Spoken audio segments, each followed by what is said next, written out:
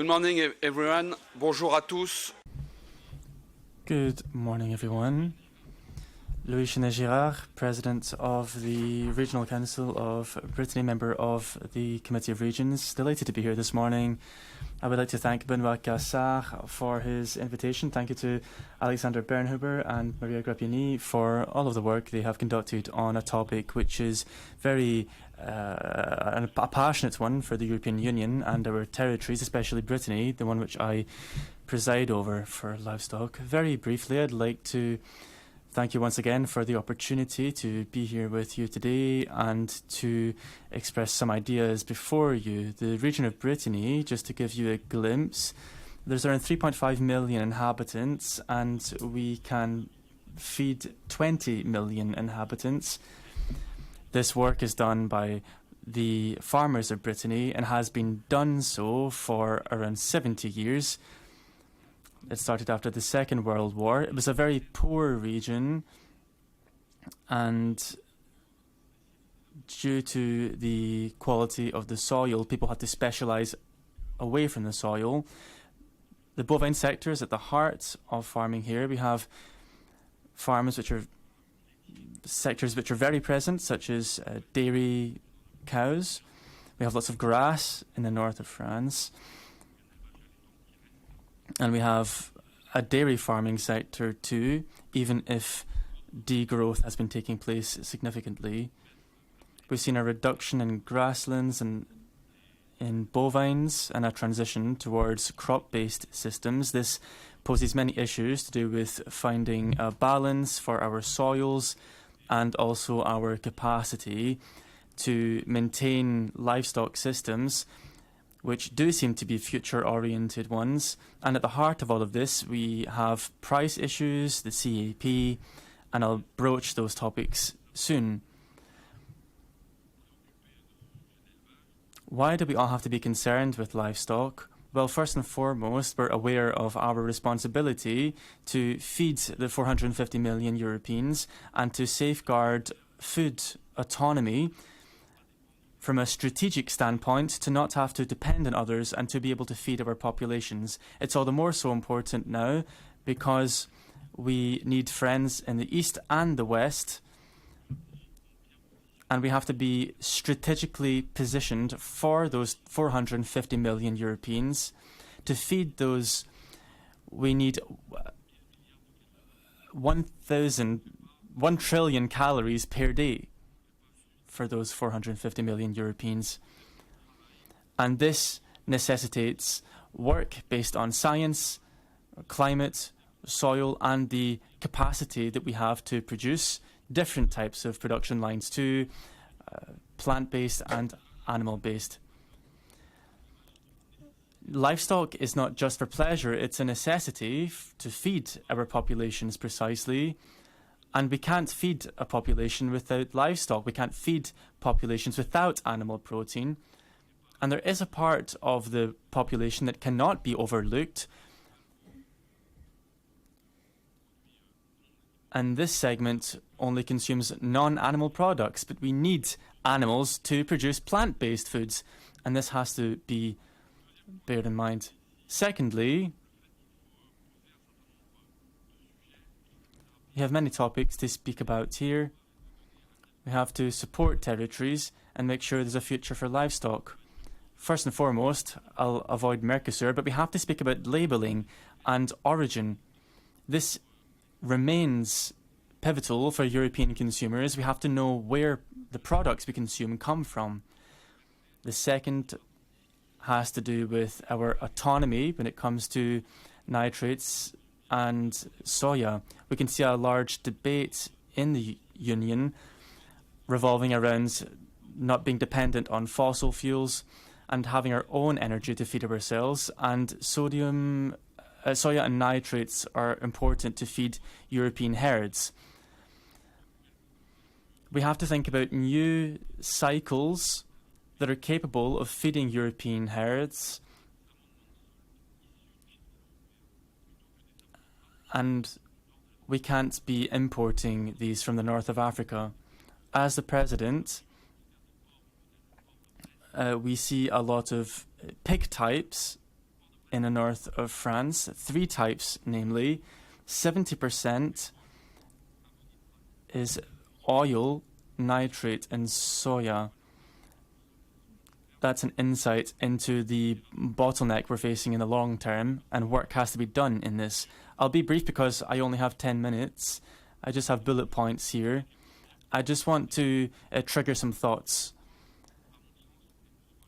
Thirdly, and we spoke about this over a coffee this morning, in the CAP, which is being designed, if we want to support farmers and help livestock, especially extensive farmers working in the bovine sector that manage our territories and who are responsible for the entirety of European territories, we have to work on redistributive payments for the first 50 hectares, because that is how we'll be able to give them a helping hand when it comes to revenue and not have herd reductions leading towards crop-based systems. This is not the correct approach to re-establish balances when it comes to the life of soil, agronomy, so to speak. The fourth point, which will be my final point, has to do with carbon. Let's be wary about agriculture driven by carbon. Agriculture driven by carbon leads to reduction in herd sizes. So we really have to think about this topic here. As a member of the committee, there was a report done on carbon farming, and we really have to do more work on CO2. And it can't just be about regions or territories, because reducing CO2 in territories with different specificities, with high levels of livestock and low levels of livestock, will end up being damaging towards regions with a lot of livestock. But if we focus more on the ton of CO2 produced, then we can boost our performance when it comes to greenhouse gas emissions, whether this production is animal-based or plant-based. So that's just by way of introduction. I just want to remind you of the importance of local authorities in territories. I have to reiterate this because we have very different systems. Europe has different systems in European countries. Systems also vary from territory to territory. That's why we have to work in coordination with local authorities, with all of the communities and all citizens and agricultural associations, as well as environmental ones. This will ensure better efficacy. There are often tensions which emerge, and this prevents us from having frank discussions with each other. A mountainous region is different from a flat one. It's different from a region that produces cereals. So we have to look at how European financing can be adapted here and how CAP support can be adapted to each of the territorial contexts. This is at the heart of a democracy here.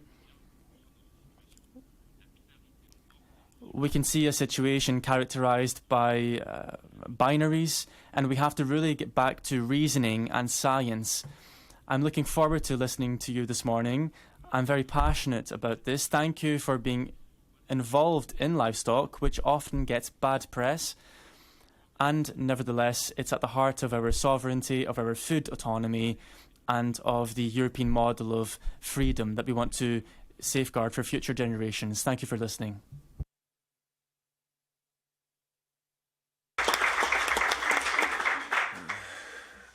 Voila. There we are. Hello, everybody. And first of all, I'd like to remind you that interpretation is available French and English. And thank you to the interpreters who are with us today. Loic, the President, colleagues, first of all, allow me to warmly thank you for your welcome here at the Comité de Région. It's great to be here in this very comfy room. It all works very well. We had an opening speech, and you heard that regions play a central role to restart livestock and also to ensure an environmental transition without compromising competitiveness in the sector. I've been working very closely with the Wallonian government because I'm convinced that the regional and European level have to work hand in hand in order to really bring into being the policies which the agricultural sector needs. Reduction of CO2 is an essential pillar of the global strategy in the fight against climate change, as well as European legislation about climate. The livestock sector contributes actively by working along the production chain for food. Up to 2014, the European Environmental Agency reduced by 23% emissions which come from European livestock. This is a reduction. Nonetheless, saw a significant, it was part of a significant reduction of agricultural emissions by 6%, which was largely down to reductions in livestock emissions, notably managing effluents and methane. In some cases, it's good news, such as in the case of milk. We reduced emissions while keeping production up. In the case of beef, we are at the moment lowering European herds. We need to stop the bleeding here and start generational renewal, reducing emissions in diminishing animals, while at the same time importing meat from countries which don't respect our standards is not a strategy. It's environmental and social suicide. Number of actions have already been implemented across the livestock chain in order to reduce emissions, improving animal health, optimizing quality for animal feed, adopting the principles of the circular economy, improvements in genetics, and there are more. Recently, I had the occasion to visit a particular salon, the agricultural salon, and I was really impressed by machine construction. They've been managing effluents, and that's been a central part of their development strategy. However, these efforts and technology come at a cost. They require investments, significant investments, which can't be made without the guarantee of fair payment to farmers. So this is the occasion today to directly hear from scientists and farmers about the progress which has already been made in the sector, but also about the additional levers which can be pulled to support European production with the goal of keeping livestock production up at low emissions. Thanks to the FRO's presence, this meeting will also adopt a holistic approach.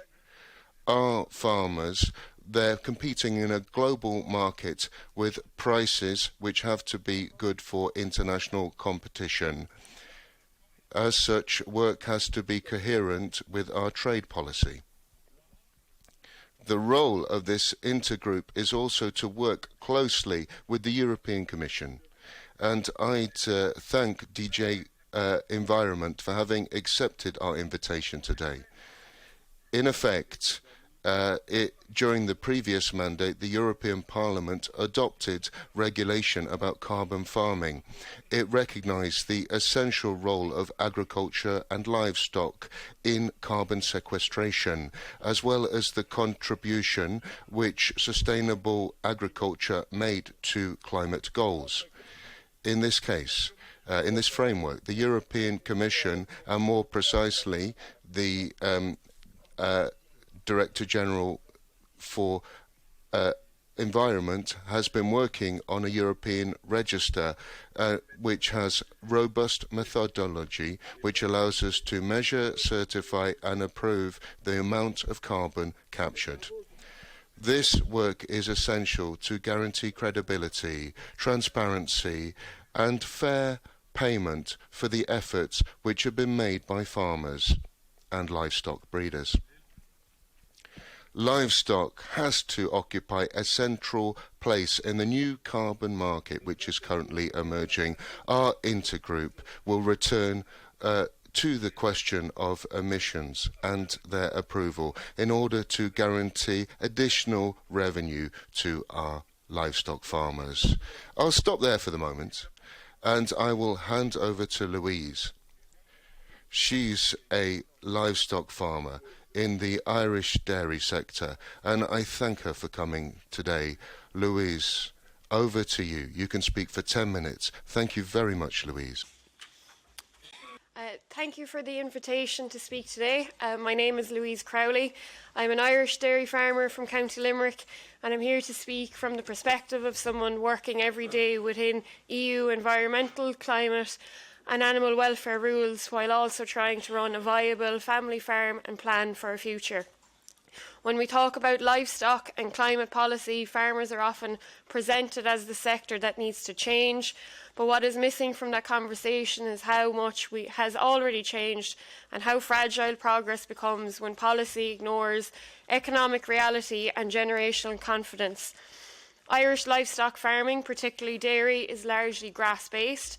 That means our cows are outdoors for most of the year. On my own farm last year, my cows were at grass 300 days of the year.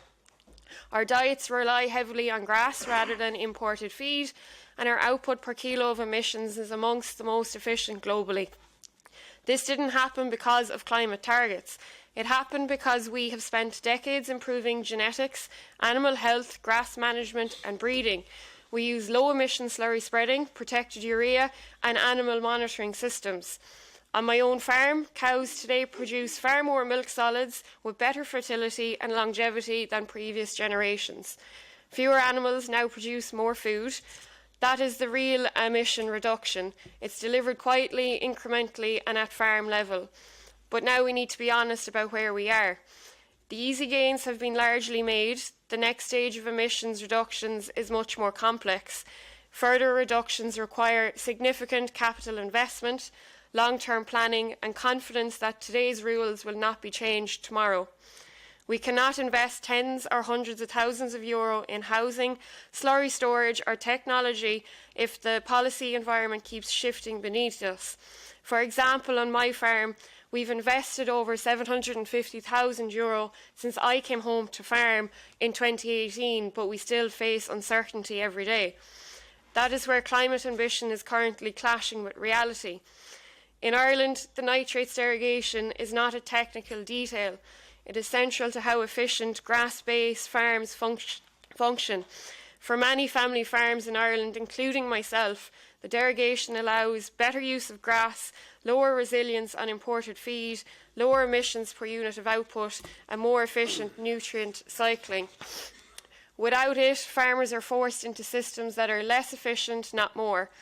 What is most damaging is not just the potential loss of the derogation, it is the constant uncertainty around it. When we don't know whether we will be allowed to operate under the same rules in 3 or 5 years, investments are paused, succession plans are delayed, and climate-related upgrades are shelved. That uncertainty is already having a chilling effect on young farmers. We talk a lot about climate targets, we talk far less about who will actually deliver them. In Ireland, the average age of farmers is continuing to rise. Young people are questioning whether there's a future in farming at all. We are being asked to invest heavily, take on more regulation and carry climate ambition without clarity on income or long-term policy stability. If young farmers like myself do not enter the sector, climate policy fails by default and no amount of modelling will replace a farmer who chooses not to farm. Generation renewal is not separate from climate policy, it is essential to it. There is another risk that we need to speak about more honestly, and it's the risk of moving emissions rather than cutting them. If efficient Irish livestock farms are forced to reduce production or exit altogether, food production does not stop. It simply moves elsewhere. Often it moves to systems that rely more heavily on imported feed, have higher emissions and operate under lower environmental and animal welfare standards. From a climate point of view, it's not progress. Shutting down efficient farming in Ireland and replacing it with higher emission imports does not reduce global emissions, it increases them. Good Irish farming and good European farming should be protected as part of the solution, not undermined by policies that unintentionally push production away. There is one huge issue I want to briefly touch on because it brings together climate ambition, our farm viability and global trade, and that is the Mercosur trade deal. Irish and European farmers are being asked to meet ever higher environmental and climate and animal welfare standards, and we are investing heavily to do so. But at the same time, trade deals risk increasing imports of food produced under very different conditions than we do, often higher emissions and lower regulatory requirements. From a farmer's perspective, this sends us a very mixed message. If we reduce production here while increasing imports from regions with higher emissions, we are not reducing global emissions, we're just moving them. That undermines climate policy and it undermines the confidence of farmers who are being asked to invest in sustainability while competing with lower standard imports. If Europe is serious about climate leadership, it must ensure that trade agreements do not undercut efficient, low-emission farming systems like those that we have in Ireland or on my farm, which should be part of the solution and not pushed aside. Otherwise, we risk doing the right thing locally while making the problem worse globally. If we make it impossible for Irish family farms that are efficient to produce food, that food will still appear on supermarket shelves, but it will just come from somewhere else, but won't be produced to the same current standards that we are used to. That helps no one, not farmers, not consumers, and not the climate. I'm not asking for any exemptions or special treatment. I'm asking for recognition of our efficient systems, policy stability and certainty, and support for practical, science-based mitigations and a fair return that allows investment. Most importantly, we are asking to be involved in policy design early and not brought in once decisions have already been made. We want to reduce emissions, we want to improve efficiency, and we want to pass our farms on in better condition than we received them. But climate ambition cannot be built on uncertainty, fear or financial pressure alone. If Europe wants to low emissions livestock production, it must protect our efficient farming systems, support generational renewal and our young farmers, and ensure farmers can remain viable while delivering climate goals, because without farmers there is no climate policy or no food. Thank you. Thank you.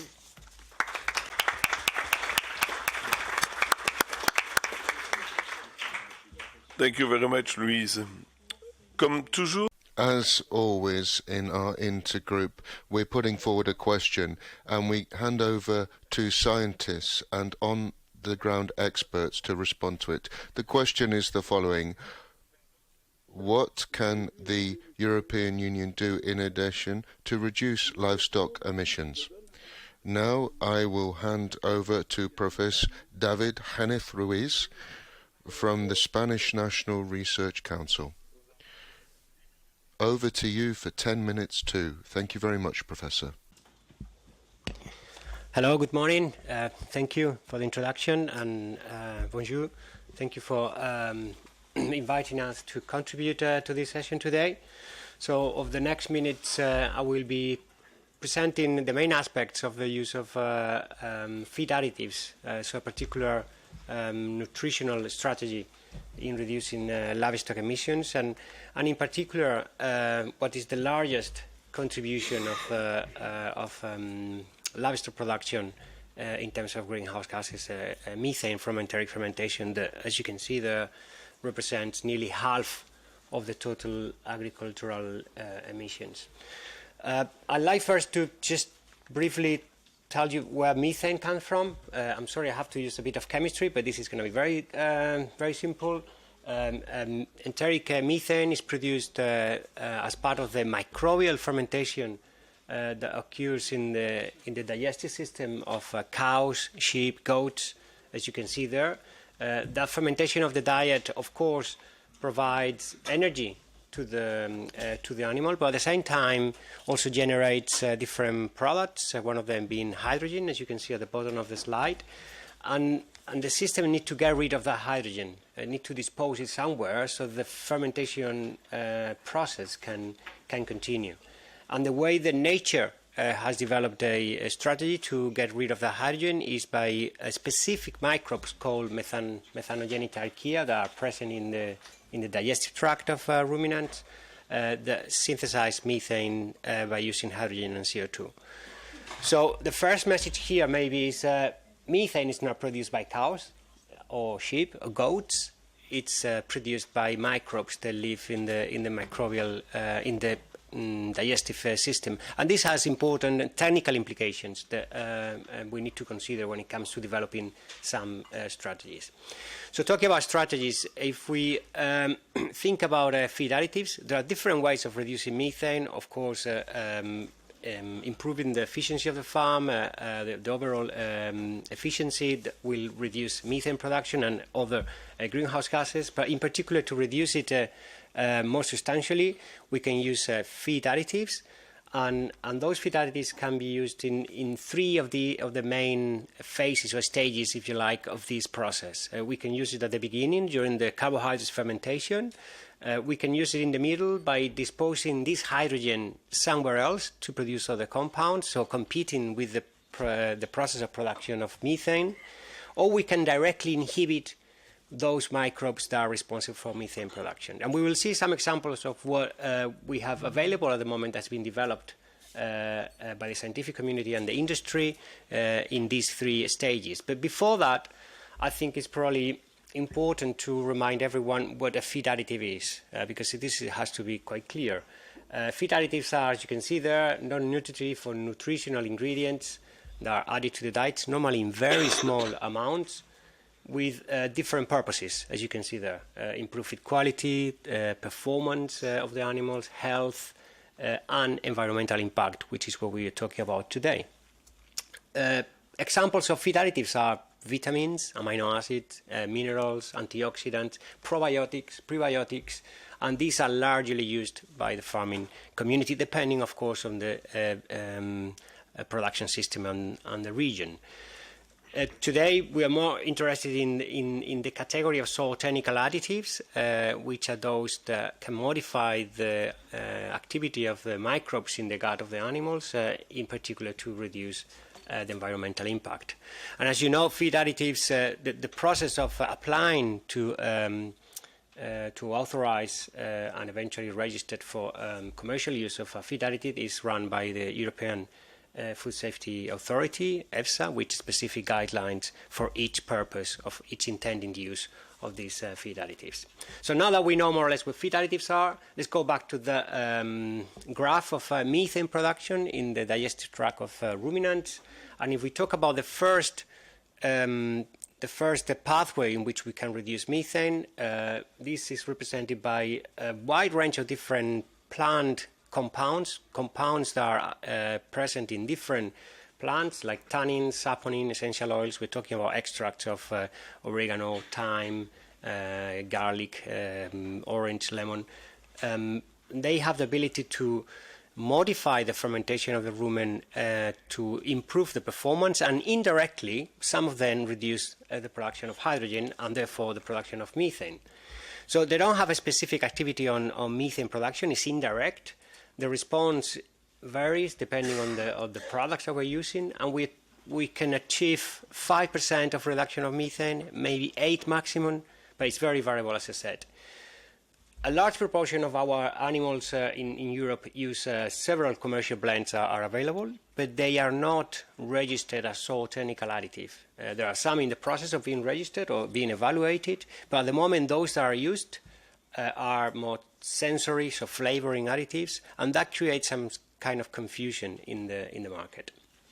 If we go to the second pathway, which is probably more clear, in how we can reduce methane production, is basically by, as I said before, diverting that hydrogen somewhere else. And that's the case of nitrate. As you can see there, nitrate is very efficiently metabolized in the rumen by microbes to produce ammonia. And by that, using hydrogen and competing with methane production. The product that we have available now is called Silver, commercialized by Cargill, and there is an extensive body of literature proving that 1% inclusion in the diet can reduce methane production by 10%. It's important to say that this is not technically a feed additive, it's a feed ingredient because the product is calcium ammonium nitrate, so it supplies nitrogen to the animal. So that has the double benefit because we can replace part of the protein source of the diet by using nitrate, and therefore have less dependence on external inputs from elsewhere, and at the same time reducing the environmental impact linked to the production of those protein sources. It's now used, for instance, in Belgium, and it's going through the process of being approved to be used in different countries in the EU. A good example is, outside the EU, Australia, there is a program to replace urea as a nitrogen source in beef cattle systems and by silver, by nitrate, to reduce methane production. If we go to the third pathway, which is so far the most effective in reducing methane production, that represents those products that can directly inhibit the activity of those microbes that produce methane. They go directly into the heart of the methane production process. And the product we have available now, it's called Bovaer. It's a commercial product developed by DSM-Firmenich. The active compound is 3-nitroxypropanol. And if it is used in small amounts, like 1.2 grams per cattle a day, it can consistently reduce methane production by 30%. And if you think 30% is quite a lot, if you reduce 30% of enteric methane production in a dairy farm, you're reducing the overall carbon footprint of a liter of milk by 10-15%.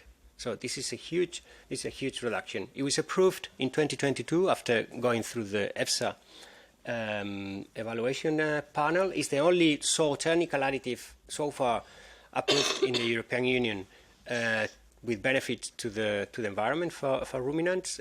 Only approved now for dairy systems, mostly in confined systems. It's got some challenges to be used in grazing systems, of course, and it's used in around 10 EU countries, but in 20 or 30 more countries outside the European Union. And there is a whole body literature supporting and of not only the efficacy but also the safety of this product.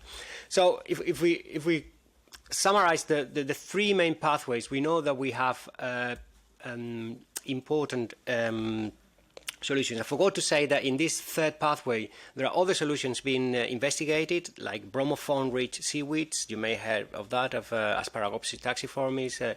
This is part of a pure research effort, but it's still quite early to really know what is the potential. But we know the potential is high, but there are so many issues to solve, and it's a very, very early stage. So if we consider the three pathways, we know that we have technical solutions on the table now to be used in the farming system, in some farming systems, but we also have challenges, and I think it's important to consider the challenges. The first one, in some cases, especially on the direct methanogen inhibitors, there is no direct benefit for the farmer. There's no benefit on performance. So who pays for that? That needs to be considered. We are also investigating the combination of different feed additives with different mode of action that can bring the double benefit, so reduction of methane, but also increase in performance, and this is still being investigated. But currently the support, who not only promotes but support the use of this, it's quite important. And the other aspect, which it's outside the rumen of where my scientific area, but it's equally important, which is the impact of social media campaigns against not just feed additives, but anything related to climate change actions. There have been quite a lot of media campaigns in the last 2 years in the UK, lastly in Denmark as well, with some health issues with cows that have completely ignored the scientific evidence and the EFSA guidelines and the EFSA evaluation reports, but they really have an impact on the two main players here, farmers and consumers. And this is something that we cannot ignore, and I think to some extent we have not paid enough attention to these two key players on how they need to be educated, trained, and also informed about the development of these products. So the take-home messages from my side are that we have now strong evidence that we can reduce enteric methane emissions between 5 to 30%, and maybe in the future a bit more. So with the products we have available in the market, we can achieve that reduction, which is huge. In addition to other strategies and management practices that Luis, for instance, mentioned before. So these are additive. But there are two issues that need to be considered. First, are we currently accounting for those reductions in the EU? I don't think so at the moment. There is no a framework in place in relation to the member states that can account for the use of these feed additives in the different countries, and so we can report exactly how much we are reducing. And this is a shame because, you know, if they're being used, we need to report and explain why it's being reduced. And the second one is in relation to the challenges linked to adoption and implementation. So we need to consider the cost of using this for the farming community, but also the previous work that we need to do in terms of informing, educating and training farmers and consumers on the efficacy, but also the safety of these products. I think they are key things. And with that, I leave it here and thank you for your attention. Thank you.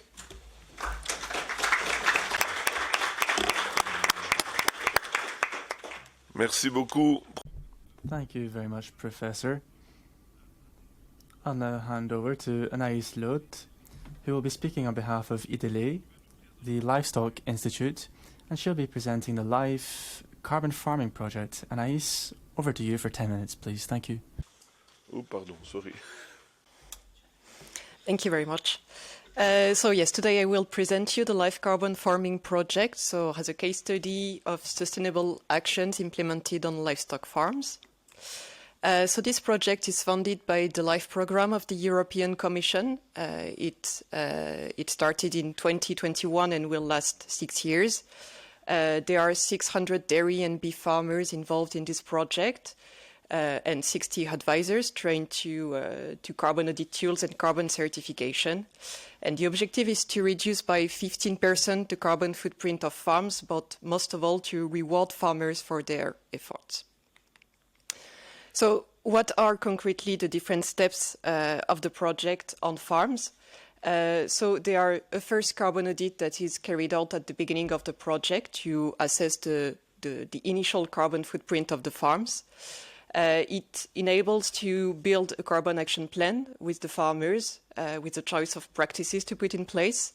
And then we really wanted to have follow-up visits to make sure that the carbon action plan is on good track, and if needed, we can adapt it all along the project. And at the end, there is a final audit to assess the carbon emissions that have been achieved by the farmers. We will have a verification audit by an independent auditor following the Label Bas Carbone method. So it's a French method to assess the carbon emissions reductions in livestock farms, among others. And then we will have a recognition of carbon certificates. So how do we measure the carbon footprint of farms products? So in France, but also in the other countries of the project, so in Germany, Italy, Belgium, and also for the dairy farms in Spain, we use the tool called Cap2Air that was developed by the French Livestock Institute. And this tool enables to assess all the sources of emissions on the farm. So we assess the direct emissions, but also the indirect emissions, meaning the input you will use on the farm. So basically, for example, the feed, imported feed, the mineral fertilizers, etc. So the emissions are assessed on a tier 2 or tier 3. So we are trying to be the most precise as possible to assess these emissions, and they are assessed per kilogram of product. In addition to the emissions, we also assess the carbon sequestration. So here you have an idea of the increase of the number of carbon audits carried out on farms So we have now different sectors that are included in the tool, not only livestock, but also crops, poultry, etc.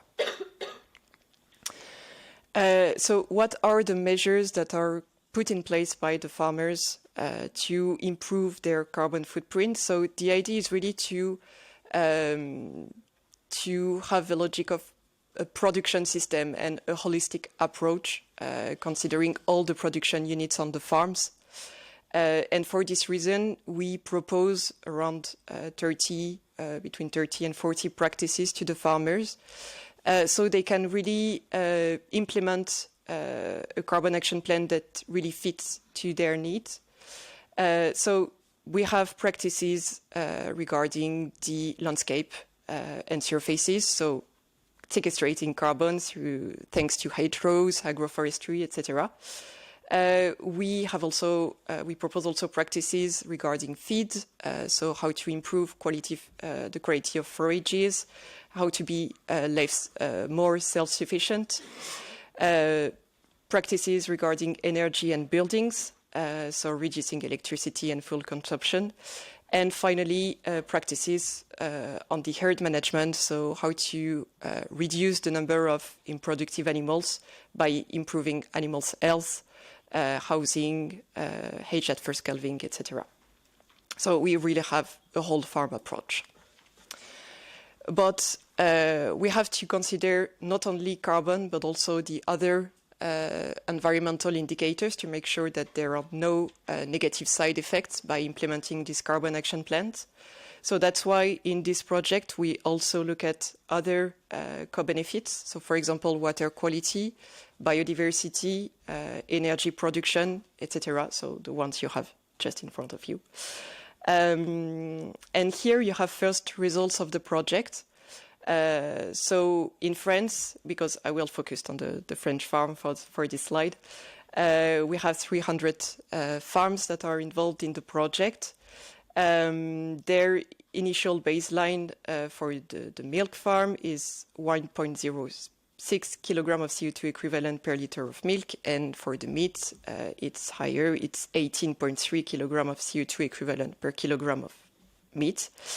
And on average, when we look at the carbon action plans that should be put in place by the farmers involved in the project, so we ran simulations to assess the final situations of the farmers, and on average, they should avoid 600 tons of CO2 equivalent per farm.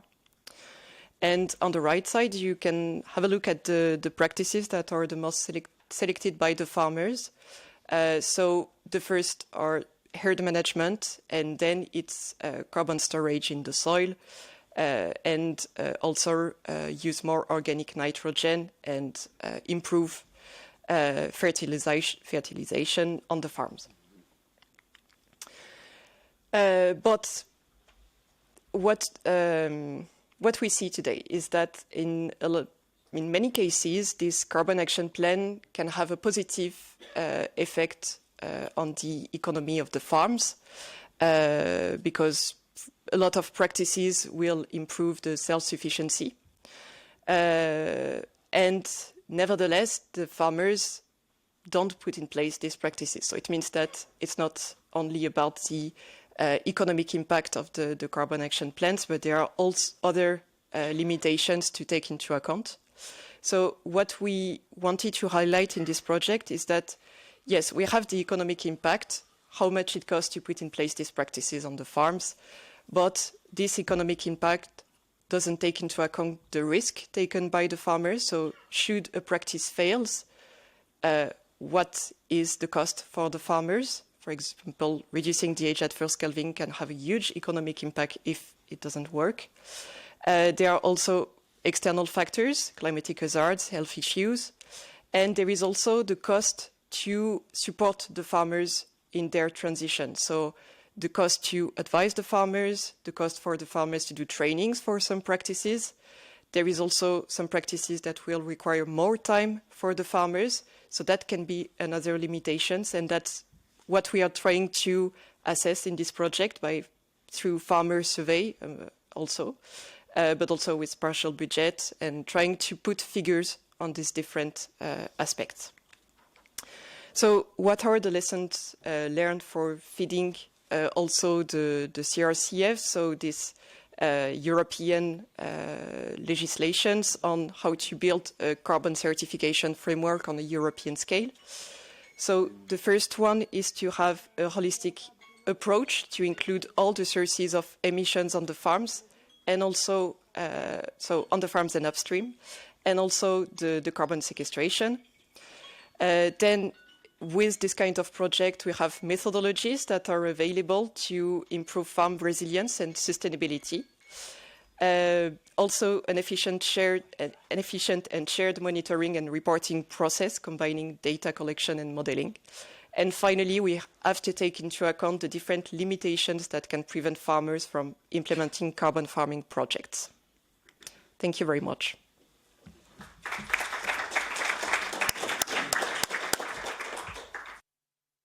Merci beaucoup. Thank you very much, Anaïs. I'd also like to extend a thanks to the parliamentary colleagues who participated in our work this morning, Miguel, Stefan Kuller and Kevin Liu. I'd hand over to you to speak for a little. Thank you very much, Benoit. Thank you very much to both speakers for highlighting, I think, a very important topic to us. I have some remarks and some questions. First of all, I think we just listened in the Agri Committee to I need to pronounce his name correctly, Mr. Tinsin, that is going to speak here later about. He spoke in Agri about emissions and reducing emissions. So, first of all, I think we have to also realize that when we calculate our emissions per kilogram of edible protein here in Europe, we are already on a very, very high and a very efficient level. So the big advantages is going to be made in continents like, let's say, South America, Africa and Asia in order to have big emission reductions. That doesn't mean that we should not be looking at it, because I think Europe can lead the way here, but we also should be realistic in how much we can achieve here. And I think a very important question to ask ourselves is, what do we value more? Do we put our climate targets at the expense of animal welfare? So how far do we push it? And Bovaer is an interesting example, of course, because yes, it can be very efficient, but we've also seen in Denmark cases of not proven, I need to say that it is not proven, the link, but several dairy farmers using Bovaer getting health problems in their cows. So we need to be careful, what do we value more here? Do we really at every expense want to reach our climate target? And I find it very dangerous when we make it an obligation to farmers to use this. Because as also pointed out correctly, the benefit for the farmers sometimes is not measurable. We even have production loss to a higher cost because feed additives come with a price.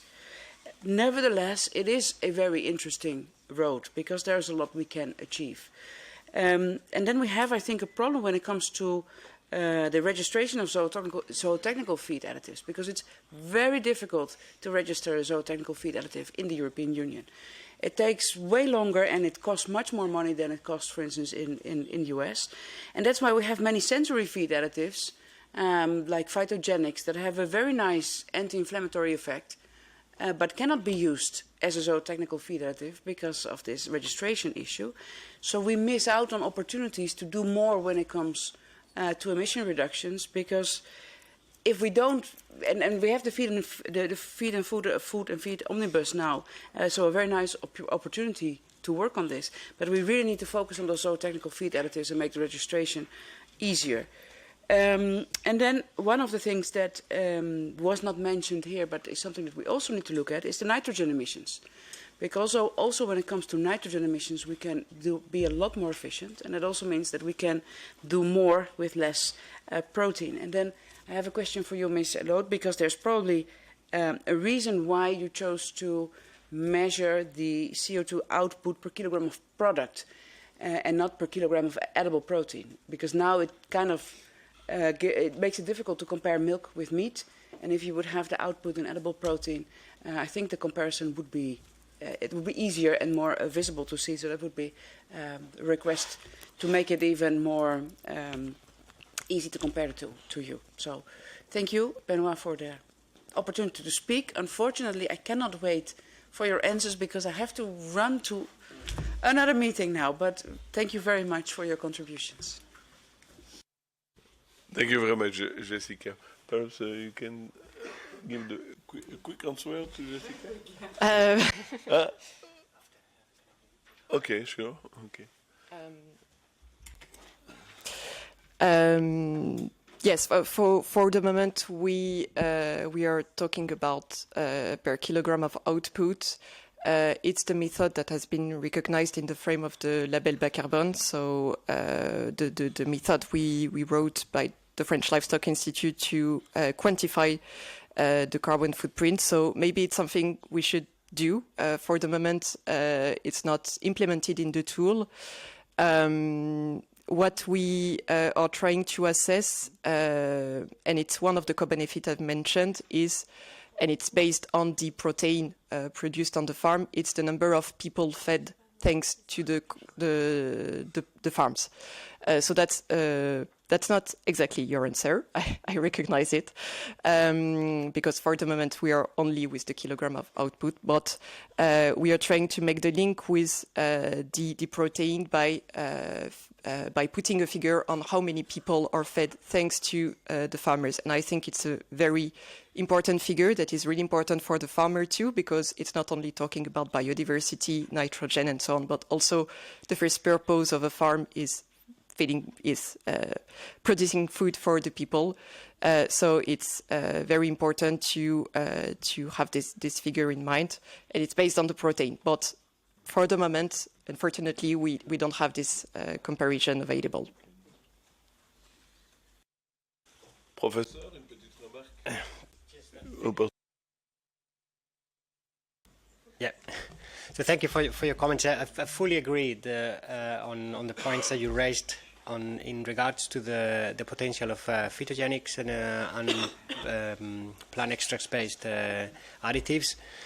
But yeah, there has to be some facilitation to get through the EFSA evaluation and approval for those compounds that are already used in the market. So they are ready and they're used. And as you said, they have huge benefits in terms of animal performance, animal health, animal welfare. So yeah, there's something that needs to be done fairly quickly there.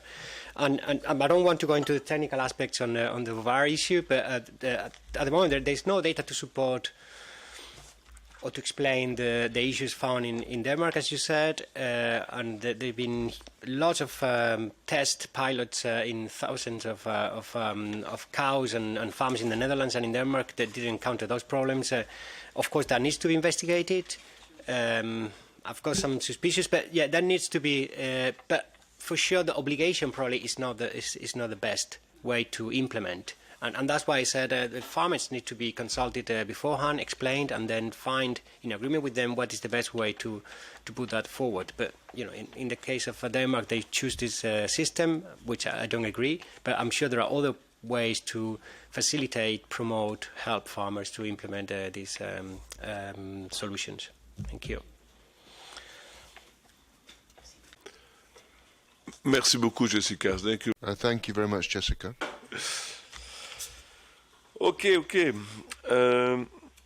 Nous allons maintenant. So now we're going to try for a holistic approach by putting the following question. What is the situation at a global level and how can we head towards it? So I'd like to welcome Mr. Tanuat Tinsen, Director of Animal Production and Health Division and Chief Veterinarian at FAO. Thank you very much, Professor, for being with us today. Monsieur Tinsen.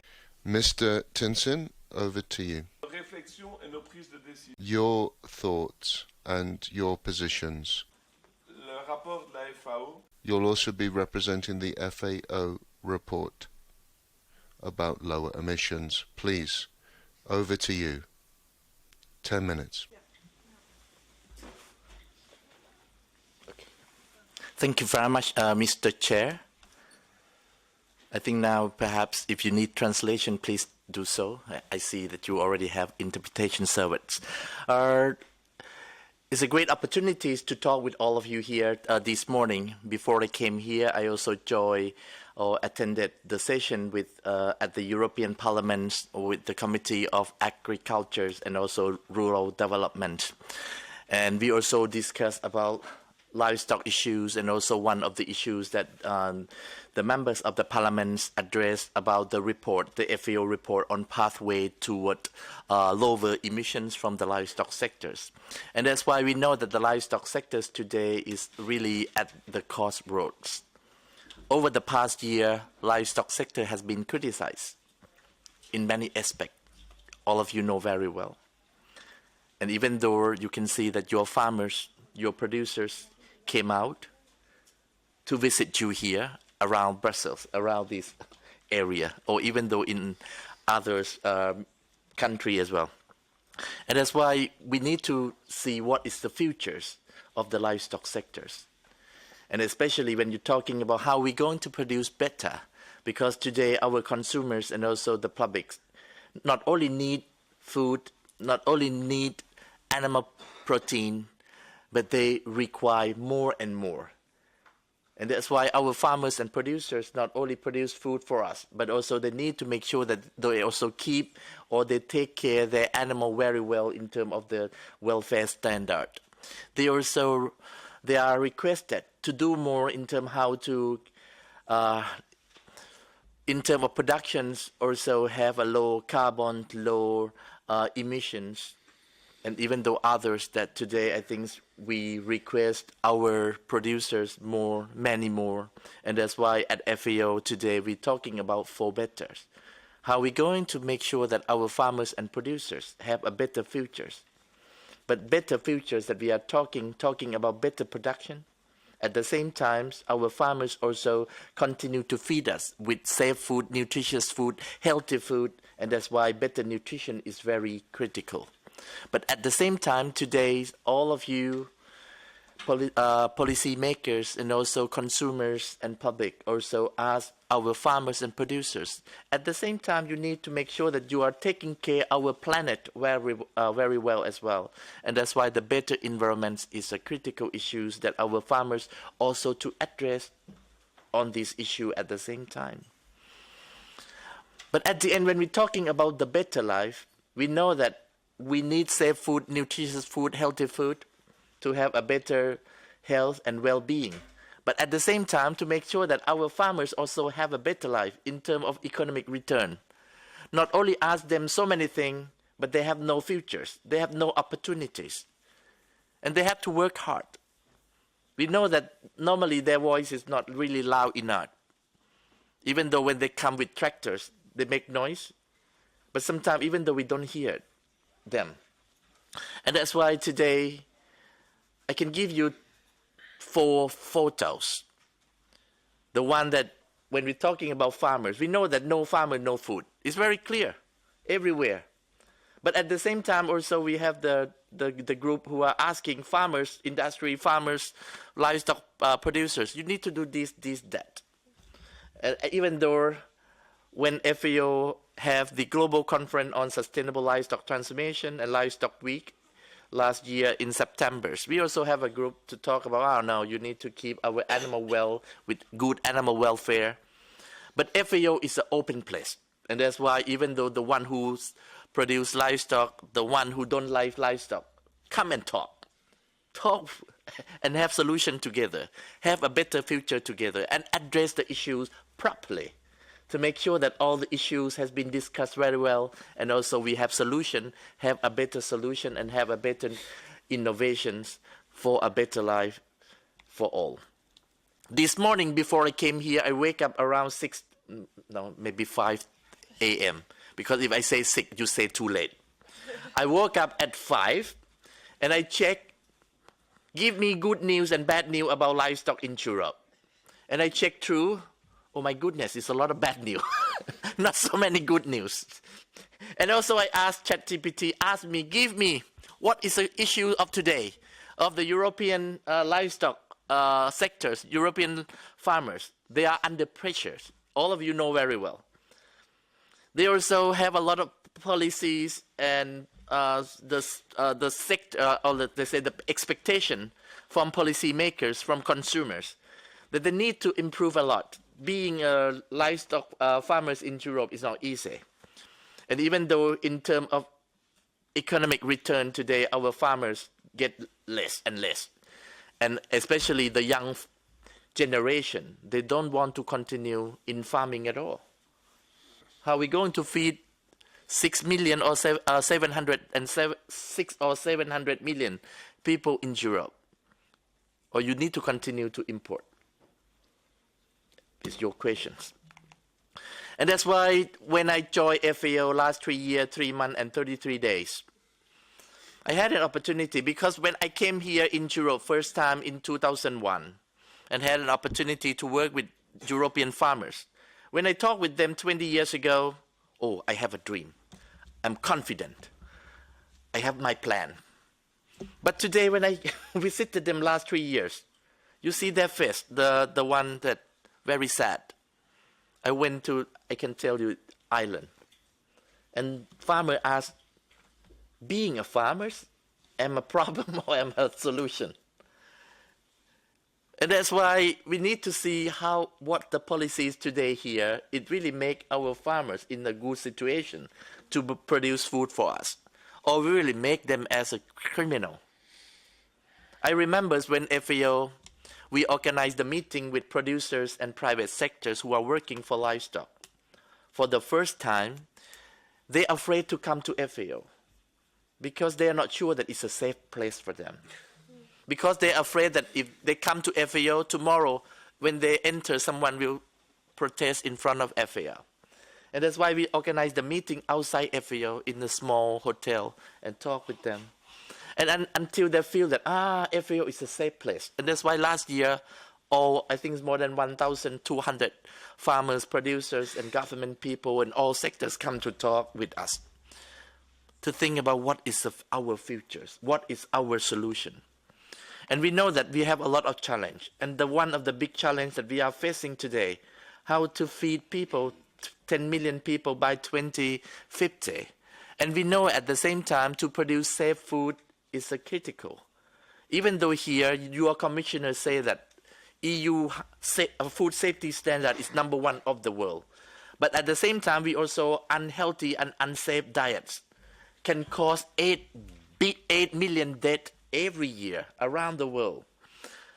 And at the same time, today, we know that when you're talking about animal protein, animal source food, in terms of the consumption per capita here in Europe is very high compared to others. I came back from some country in Africa. They have around 130 million people, but they can produce around 30 million chicken. Only 130 million people produce 30 million chickens. It means one people can eat only 1 chicken wing a year. Only. And that's why you can see some place can produce a lot, but some place cannot produce enough. And that's why it's our challenge. And even though when you talk about milk, meat, in many countries don't have enough. But here maybe you can produce more. But today you're talking about need to reduce because of emission, because of impact. And even though the new narrative, it changed the way that we consume food and diets. And I'm afraid that maybe in the futures you will have a malnutrition as well in Europe. You will have more anemia. You will have more micronutrient deficiencies. Because I just met recently last month. I went to the north of Italy and have a group of other European families came, and because I met with them at the Thai restaurant in Dolomite. And I myself surprised as well, have a Thai restaurant in Dolomite? And then I met the families. They have 2 children, 2 daughters. One's small, one is very big. Actually, that country genetically is very tall and very big. And then when I talk with them, one daughter is a medical doctor, another one studies something. The small one, when I talk, I cannot eat meat, I cannot drink milk, I cannot eat cheese, I eat nothing about animal protein. Another one, I eat all. But this one is not scientific proof because it's just only one family.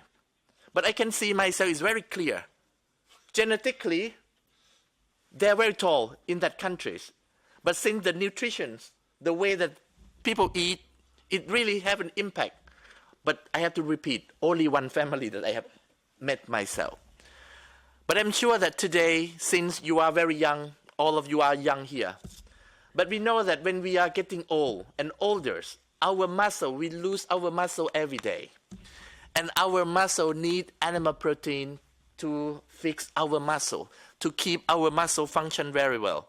And that's why if you don't really consume very well, you don't keep balance of your diets, it will have an impact to your health. And that's why we know that all the challenge, maybe other speakers already talked. Today, when you're talking about agri-food system and livestock, all issues that we are dealing today.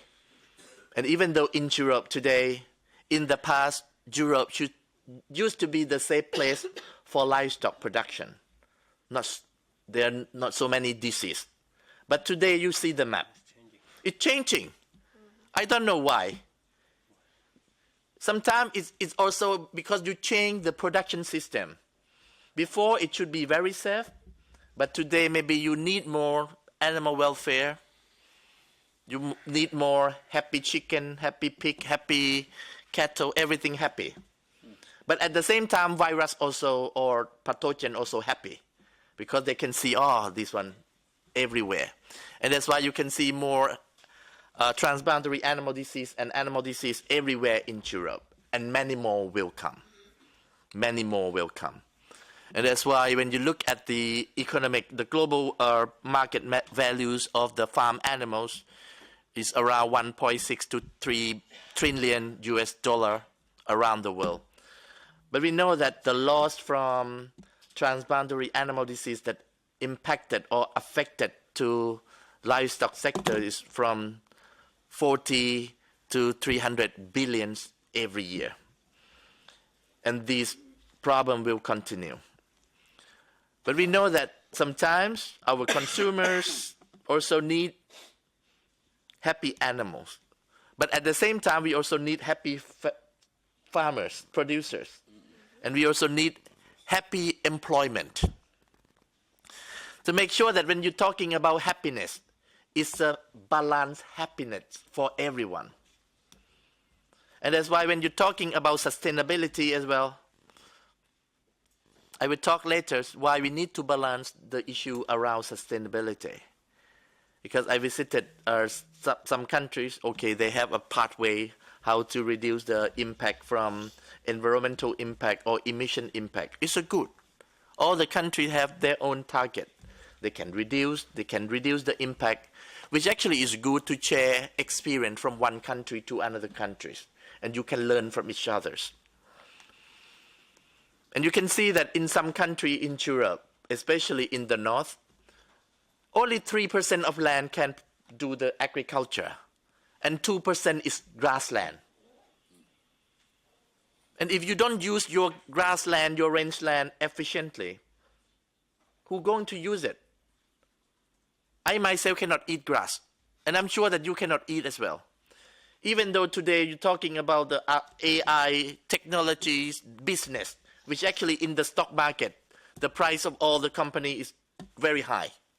But we know that we cannot eat artificial insemination. Artificial intelligence. We cannot eat artificial intelligence. And that's why, to make sure that you really use your natural resources, your land, your soil, to produce food.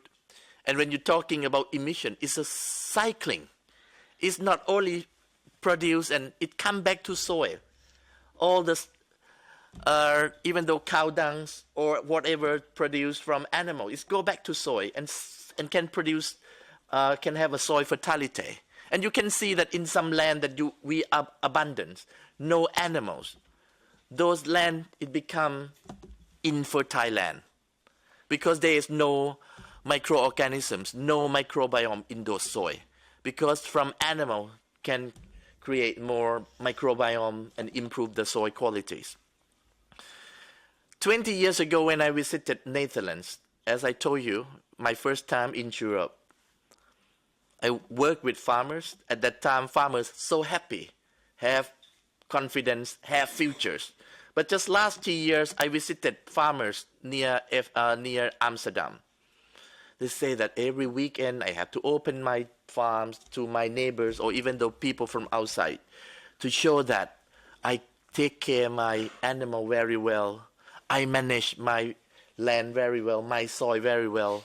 I'm taking care of nitrogen load in my soil and my waters very well.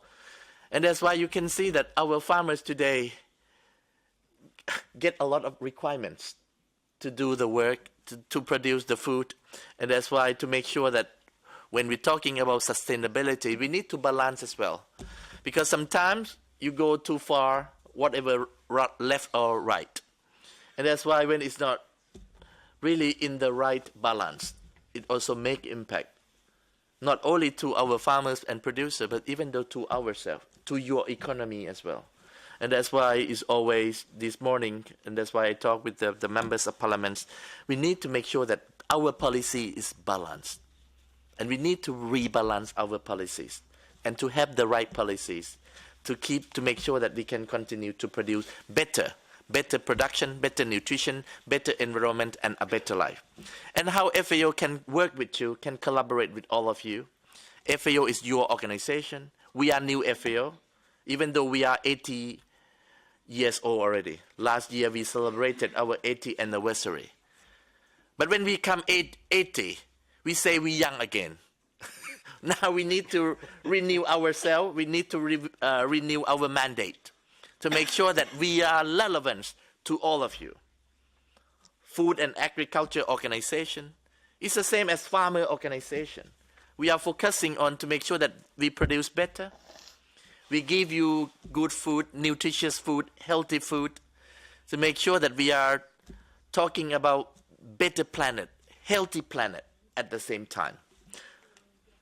And that's why at FAO today, and last year, and even the last 3 years, we have the Global Conference on Sustainable Livestock Transformation to make sure that it's a safe place for everyone to talk about livestock sectors. It's a safe place that we can talk about the futures of livestock. Even though it's a safe place that you can share all innovation, and that's my colleagues from, even though you're from Denmark? No, from Spain. Oh, Spain, but you're talking about Denmark. Yes. And that's why we know that every countries have solution. Every countries have innovation. It's a place that we can share solution and innovation. And even though during that time, we have our partners produce one theme called World Without Cows. You know very well. We know that it's not easy. Cow is not only produce food, milk, meat, but cow is more than that in many countries, in many regions. And that's why today we need to stand up. We need to make sure that our voice, the voice of our farmers, producers, are heard. At the global level, in terms of the global livestock landscape has changed. And today at FAO, we have we call the Subcommittee on Livestock. It's a specific technical body who can talk about livestock in all aspects.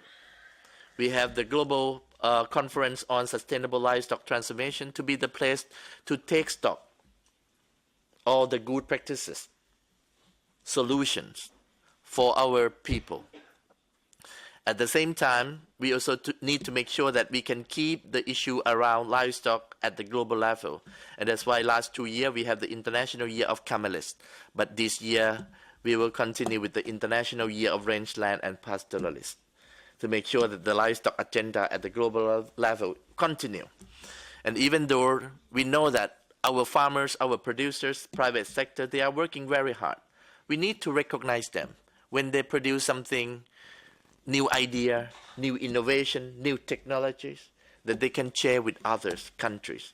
And at the same time, FAO also, we have the FAO Livestock Environmental Assessment Partnership which can bring all of you to talk about the scientific work, new innovations that we can share and scale up at the country level, or even though the global agenda for sustainable livestock is a multi-stakeholder platform that can bring all sectors to talk and discuss.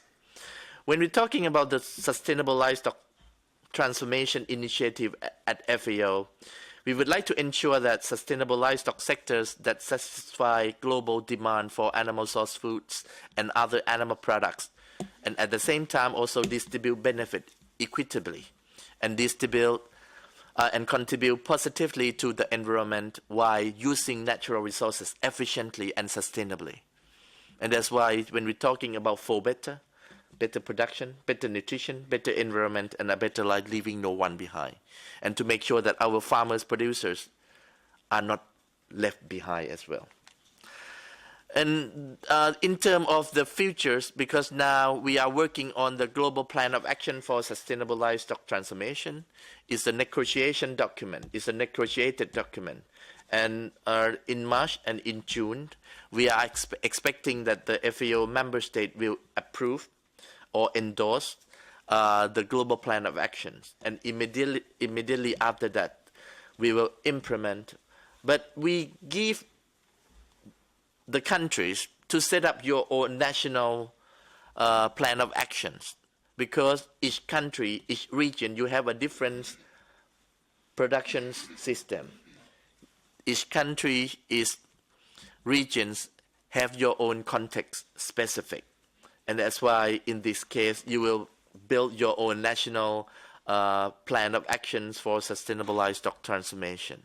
And over the past 3 years, FAO tried to make sure that our report is making ourselves useful for all of you. And that's why one of the report is very famous on contribution of terrestrial animal source food to healthy diets to improve nutrition and health outcome. I remember when I visited the Minister of Norway.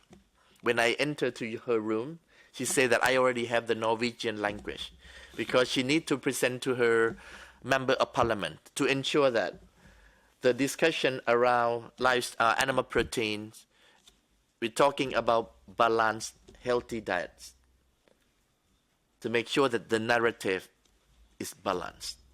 And even though when we're talking about the pathway toward lower emissions, this report already shows us today we're talking about 6.2 gigaton of emissions from livestock sectors. If we do nothing, it will increase by 2059 gigaton.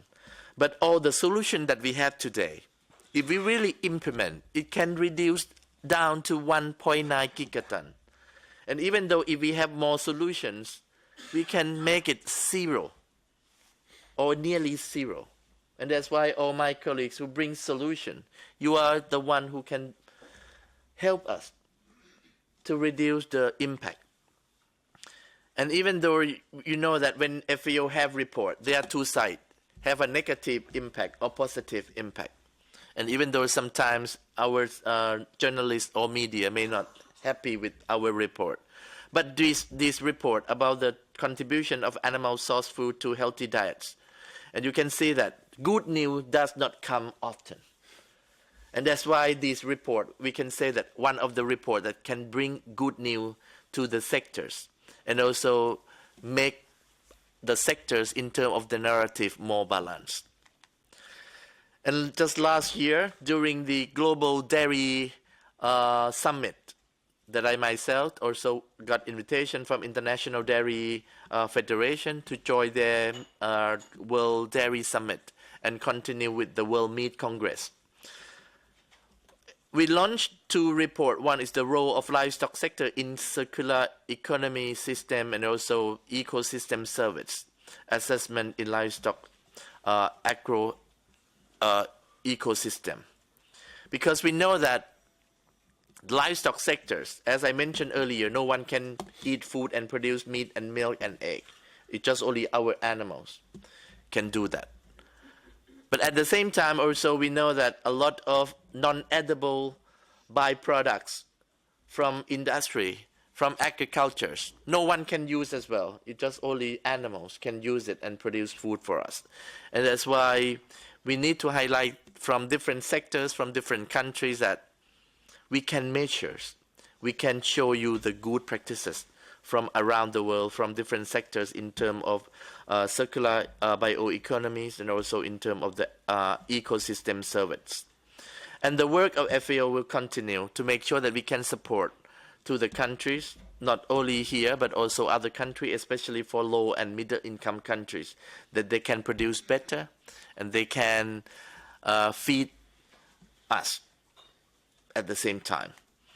And that's why our roadmap for this year and next year will continue to make sure that we can keep the livestock agenda at the global level, continue. We need to make sure that we keep balance about the narrative around livestock sectors and the work that we continue. And as I told you before, the animal disease do not respect borders. And today more disease will come to Europe. And that's why this year FAO will launch the new initiative called Global Partnership Program for Transboundary Animal Disease.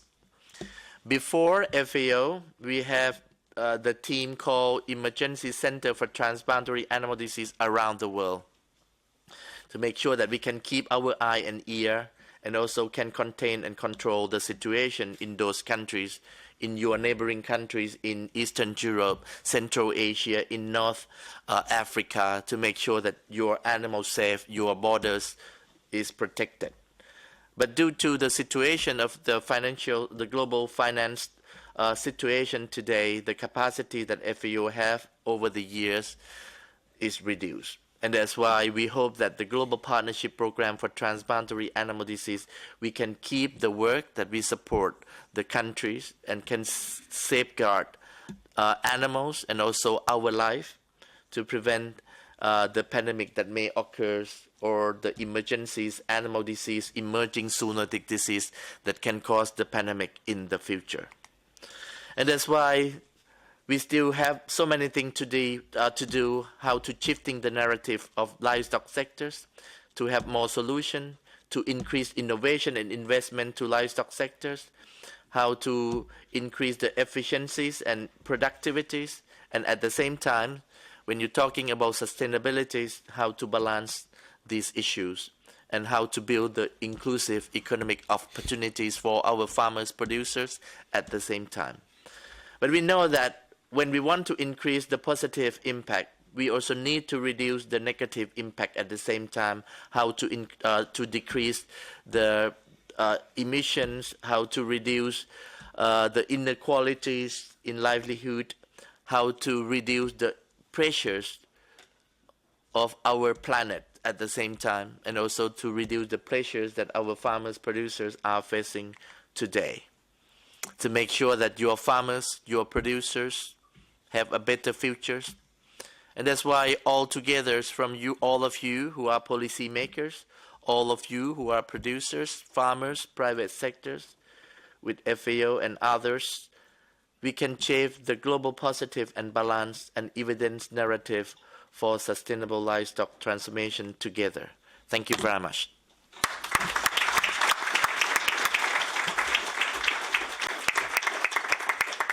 Thank you very much, Mr. Director.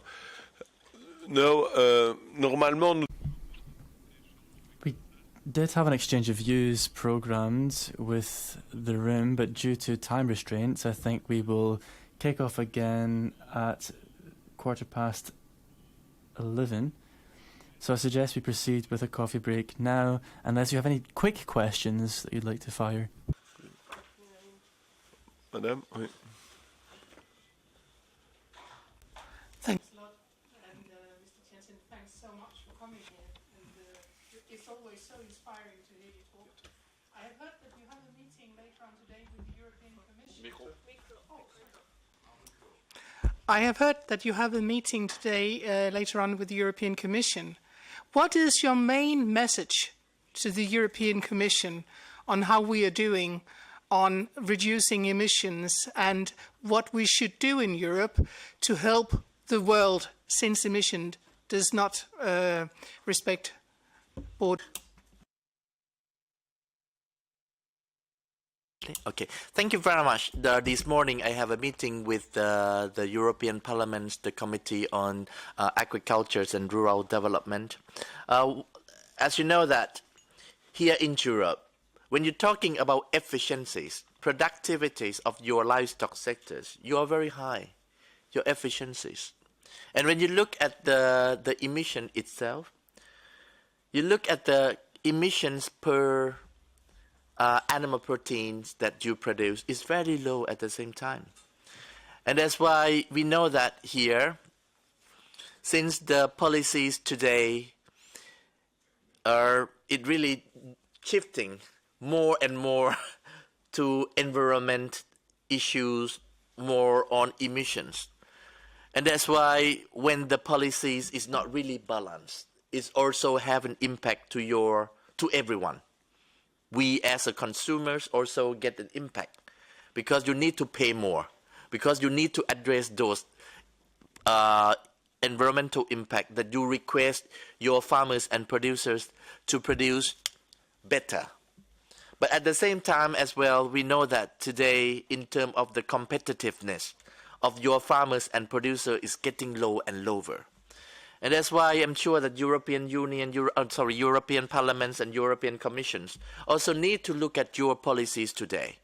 I have heard yesterday I talked with colleagues from the European Commissions, I have heard that now you're also revising your livestock strategies or your roadmap or whatever you call.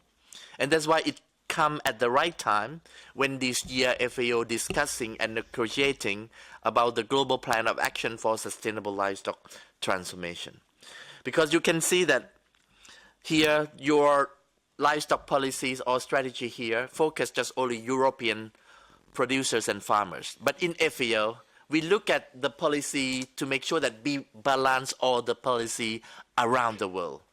Because the situation in low and middle income countries is totally different from Europe, which you are the high income countries. I hope that continue high and high. But anyways, to make sure that we also align between the global plan of actions that we are discussing in FAO with the European strategies on whatever your common agricultural policies, your livestock policies, to make sure that it really support the producers and farmers to produce better. And also in terms of address the issues of environment, they can also address these issues properly and address this issue better. Or even though here in Europe, around welfare is another issue that also farmers and producers get a lot of pressures. And that's why all the issues you need to balance in terms of your sustainability efficiency. Because you can see that here, if you talk about sustainability today, maybe more on environmental aspect. But if you go to in Asia or elsewhere, maybe Africa, Latin America, maybe is more focused on social or economic impact. Because we need to feed our family first. And that's why it's always have to balance. But we know that when you're talking about policies or balance the policies, the one who make decision is sitting in the parliaments. The one who make decision and also drafting all the policies is sitting in European Commissions. Maybe some of you can make your noise, but I'm not sure that it really hurt. Thank you very much. Thank you very much. Je vous propose. So I suggest we proceed with the coffee break and we come back here in 10 minutes and continue with a panel which will be interesting. We're going to restart our work with a panel.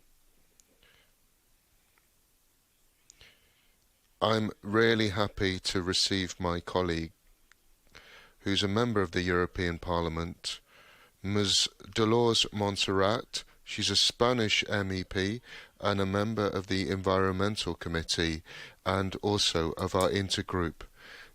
Dolores, thank you so much for coming. I will give you the floor to introduce the panel. Thank you so much. It is a pleasure to be here with you today and to open this panel on competitive livestock farming surrounded by so many experts, and to talk about challenge and the future. Competitiveness is the key stone of this new stage in the European Union, a philosophy that encompasses innovation, debureaucratization, decarbonization, and strategic sovereignty. But when we talk about competitiveness, we usually associate with large industrial sectors, technology, and the energy industry, but almost never with livestock farming, even though we are talking about a key sector that directly employs almost 9 million people and 17 million indirectly, and represents more than 40% of the value of agriculture production across the Union.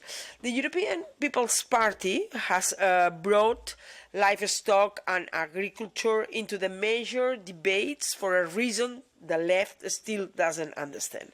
This is my point of view. Because the solution to the challenge of competitiveness also lies in agriculture and livestock farming. Never by pointing the finger at our farmers or criminalizing them or imposing unrealistic targets, taxes and regulations on them, and suffocating them with controls that strangle the industry.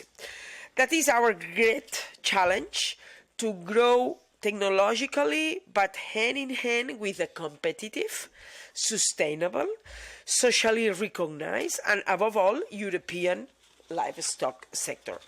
That is the path we are following faster and faster after finally leaving behind a dark period of sectorism, regulations and taxes, during which the left nearly dragged agriculture and livestock farming to the brink of collapse. Our farmers and ranchers protested, and the European People's Party group in the European Parliament listened to them. We have traded the past for a more ambitious CAP, but one that's grounded in reality, one that supports our farmers, not penalize them, a CAP that rewards innovation and emissions reductions and doesn't impose new obligations without backing or financial support. A CAP that allows livestock farmers to invest in technological innovation, alternative feeds, precision livestock farming, and biogas digesters, as well as in digitalization and artificial intelligence, of course. An ambitious CAP with less bureaucracy that eliminates duplicate audits, unnecessary controls, and outdated forms, so that farms becomes more efficient and profitable. If we want livestock farming to be climate efficient, what we need is more funding for research into technologies to reduce methane, less bureaucracy, and more financing instruments adapted to the realities of the agriculture sector. Means soft loans, public guarantees, technical advice, and collaboration between farms. It's not about reducing emissions and imposing targets. It's about ensuring that livestock farming remains profitable and sustainable for the next 30 years, and about guaranteeing that a new generation of young farmers has a future in the sector, and giving economy in all the little towns, in the rural zones, in all around Europe. In this regard, our group in the European Parliament has defended a clear position in the debate on the Industrial Emissions Directive. Agriculture and livestock farming need their own regulatory framework to be competitive, just like the rest of the industries, because a cattle farm is not the same as a cement, for example, factory.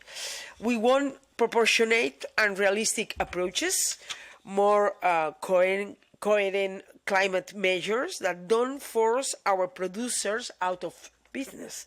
More reciprocity, because if we demand high standards from our livestock farmers, everyone else must play by the same rules.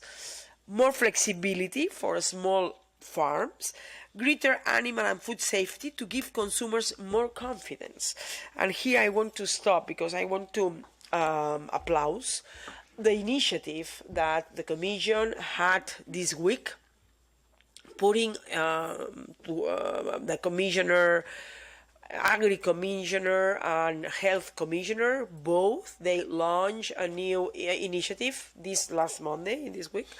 It is a tier group to control our borders, to control that the food that is coming from outside of Europe to inside of Europe has to have the same standards that us. So this group, it's going to be coordinated with all the civil servants in each state members to know exactly what is going on in our ports coming from outside of Europe. And the second good news, it is that at the end of this semester, May, June, the Commission will launch the new strategy for the livestock, and it's very important because it's focused. First, it's focused with the dialogue with our farmers. Second, we want to give to the farmers the instruments and the tools to be more competitiveness, to give future to the young people to continuing with this sector, this industry, this economy. And third, to be more flexible in the requirements, because we are giving, in the last decades, we gave to all the farmers a lot of bureaucracy. And of course that the bureaucracy, it is another cost for them. And, this cost of bureaucracy at the end, it's like another tax that they have. So I want to applaud these two initiatives that I have to say to all of you that EPP Group in the European Parliament, we push for that.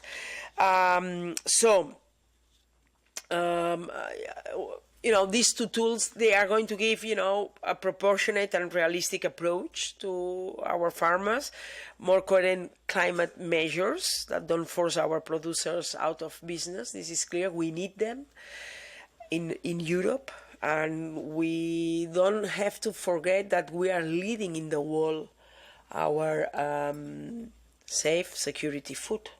But we are leading in the world. Then the more reciprocity, this is important, and this is the reason of this new tool that they just launched this week. More flexibility for small and medium farms, greater animal and food safety to give consumers more confidence. Because, for me it is important not just to the consumers, we have to give more confidence, we have to give more confidence to the farmers. They have to believe, they have to have hope with the European institutions, the Committee of the Regions, Intergroup, European Parliament, European Commission, European Council. So this is the reason that it is very important, these two new tools for them. Of course, that I want to include the new CAP. And greater protection of the land. This is another issue very important. And those who live on and care for it, because our livestock farmers don't just produce food, they keep rural communities alive. They give jobs in the rural zones. They prevent wildfires. They preserve the landscape, and for me the most important thing, the environment. I don't like, some parties and groups and some people that they are criminalizing all the time the farmers, that they are the guilty ones that we have the climate change. No. They are the first that they are protecting our landscape and our environment. Why? Because they are living for this land and these animals, so they are taking care very well of our landscape and our environment. And of course, for me, very important, this is another challenge that the European Union has. They are combating the depopulation. we have a huge challenge on the population. So, they are giving us a very good balance, because means good food for everybody and safe, means keeping rural communities strong, alive, with opportunities for the young people, prevent a lot of disasters, climate disasters as wildfires, preserves our environment and our landscapes, and of course combat for the depopulation. And it is possible, and always I'm saying that it is possible to be competitive and sustainable. So this is the reason that our position of our EPP group in the European Parliament, it is what I try to do now in this short intervention, resume why it is important, the livestock, and why it is important our farmers. And from EPP Group, we are going to continue to lead all the initiatives to protect, to defend our farmers, our fishermen in all Europe, because we need them. So thank you so much, and I'm in your disposal, not just today, but always in the EPP Group in the European Parliament. Thank you so much.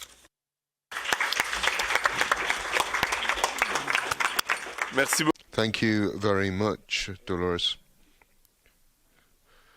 Now, welcome to Christian Holzleitner from DG Climate. Such a pleasure to have a representative of DG Climate, and also Pierre-Marie Aubert, who is the Director of the Agriculture and Food Policies at IDRI, a think tank. And perhaps Mr. Chen Sen will stay a little while, and also Ms. Louise Crowley, the Irish farmer. I will ask questions, but don't hesitate to put questions, because we want an open discussion.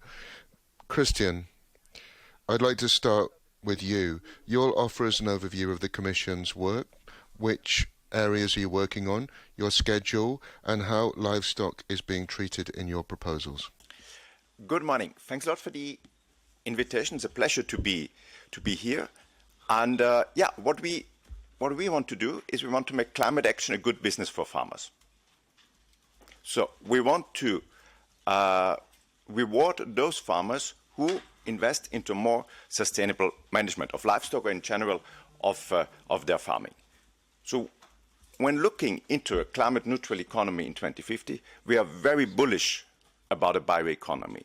The bioeconomy will be the backbone of a climate neutral economy. And we need to have more investments into our land, into our forests, to make them more resilient in view of all the climate impacts that we have. And it's the most valuable natural resources that we have, and we don't have fossil resources. So in view of the geopolitical circumstances we are in, this is even more important. So we are working on creating a market, a voluntary carbon market for farmers, for foresters. So to get additional income from investing, so that farmers are rewarded for higher investments into resilience, into sustainability. So, and this is completely voluntary market, so no new obligations, nothing like that. So what do you need? Or what do we need to make such a market a success? And I think there are three things. It's a credible certification, it's low monitoring and reporting costs, and it's a strong demand for this sustainability actions investments. So on the certification, what do I mean? Is to clearly say, okay, if you do that action, how many emission reductions come out of that? So if I invest into better breeding, feeding, manure management, how many emission reductions can be generated? And then I can be rewarded for that. And we are already advancing quite a lot on that. We will have next week workshops on our methodologies for afforestation, soil carbon and agroforestry, rewetting of peatlands, and of course within those already a lot of the benefits of extensive livestock, like higher soil carbon, more agroforestry, can already be shown. But in addition, we also work on a pilot methodology for livestock management. So there we look into the emission reductions that can be achieved from better feeding, breeding, manure management. You've already said several of those actions that are possible. We are also working on a methodology for biochar, which could be something very interesting to be combined with the production of biomethane. So the livestock workshop is next Wednesday on 4th of February. We'll web stream it, so it's publicly accessible, and I'm happy to distribute the web links. So we are really progressing there on how can we credibly show emission reductions, and so really the benefits that come out of these additional actions. But of course, to be a success, I come to my second point, it must be easily accessible to do this, and there cannot be a very high monitoring and reporting costs on that. So on this, we are also working. In the bioeconomy strategy from last year, we proposed a carbon farming database, so an open database where we can make accessible all the necessary information. For example, if we talk about livestock, the emission factors for different types of actions. Like our colleagues in Denmark are already doing fantastic work there in calculating these emission factors, in really showing what are the emission reductions that can be achieved, like, for example, through manure management. And only if this is easily available at low cost, we will be successful. And then the third point is a strong demand. So who would be ready to finance those investments? We very much look for the big players within the value chain who continue to have an interest in that. I think they very much understand the advantages of higher sustainability in their value chains, are keen to market those advantages towards their consumers, towards their investors. But of course, it's a challenge that you get the retailers, the brand owners, the traders all together. So this is why we proposed, also in the bioeconomy strategy, this EU Buyers Club. And we are actively trying to engage with the sector. How can they better use our certification, for example, to make their claims under the Greenhouse Gas Protocol, and so on. So there's a lot to do, and I think where we can add value to provide one harmonized methodology for Europe. And if we also find maybe somewhere a bit of public money to support such a buyers club, I think we can have a very good story and a kick-off here. And all of that we want to do or put also in the context of our EU climate targets for 2040. As you know, our leaders have agreed at the 90% target, with 85% to be achieved domestically. We will have to propose until the end of the year the national targets, and we want to make a close link to those market solutions. So to show really everyone, okay, this is feasible, and this can be good business, and really show that agriculture, forestry, the bioeconomy is really a part of the solution. It's not a problem. It's part of the solution. And I think to get through that message, I would be also very keen to do this year. Oui. Par rapport à ce que vous... So, do you believe that the European policy overall, such as the CAP, as well as commercial policy, which has been spoken about a lot during Mercosur, do you think they are coherent with what you're saying? Is there a way to integrate those? Which concrete steps can we do legislatively to line them up with commercial and agricultural policies, tangible ideas? I think what we understand, and as I said, where we can help is with our certification to create a harmonized standard for Europe, for all farmers, but also for all the big companies in the agri-food value chain. How do you show these emission reductions? How do you create a European, so to say, lead market for emission reductions, for carbon removals? So to value the investments that farmers and foresters are doing. And so we hope that we can add extra value to that, because often the common agricultural policy is very much done decentralized at national level. So we want to complement that by bringing more of the private money from these big agri-food companies, or maybe also from outside the value chain. Also insurances, financial institutions are very interested in that. So I think we can really add value there by harmonizing these standards and creating a voluntary market on that, which of course would be very complementary to the national funding, for example, for transition, or what also national authorities could do, again, in terms of the monitoring, reporting, and so on. But I really see what we can do is that we can bring also a better private financing into the sector. Mais je reviens toujours avec ça, mais vous croyez... I appreciate this system a lot. Do you think it's trustworthy and a more open system which is in competition with countries like Mercosur? Are we going to return to higher levels of protectionism within Europe to implement those tools? What I would, of course, hope is that what we are doing with the certification can then, in the long run, also be used to create a level playing field with our imports. Yes. So, and that we then can see, okay, if I import from Brazil, what are they doing? Are they providing similar services? And I think some farmers in Brazil are very much into this, and of course they should also be recognized, but then it should also be clear if from the others. Because in the end, it should be a global level playing field. And I think this is also what I think the big food companies are very much interested in, because they want to have one way how to see, okay, from where can I get emission reduction, carbon removals, and then make these claims on my environmental performance. And they don't want to have a lot of different schemes. But of course, that's also then engaging with our international partners on that. Merci beaucoup. Thank you. I'm happy to hear about this global notion. As we heard this morning, this is a global problem. As such, global solutions have to be sought. I'll now hand over to Pierre-Marie Aubert.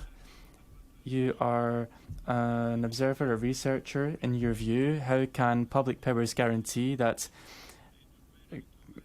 emission reductions goes hand in hand with agricultural stability and generational renewal? Thank you very much, Benoit. Thanks, Christian, for the introduction. I would answer to your question maybe in a... Je parle en français? Oui. Comme vous préférez? Ok, en français.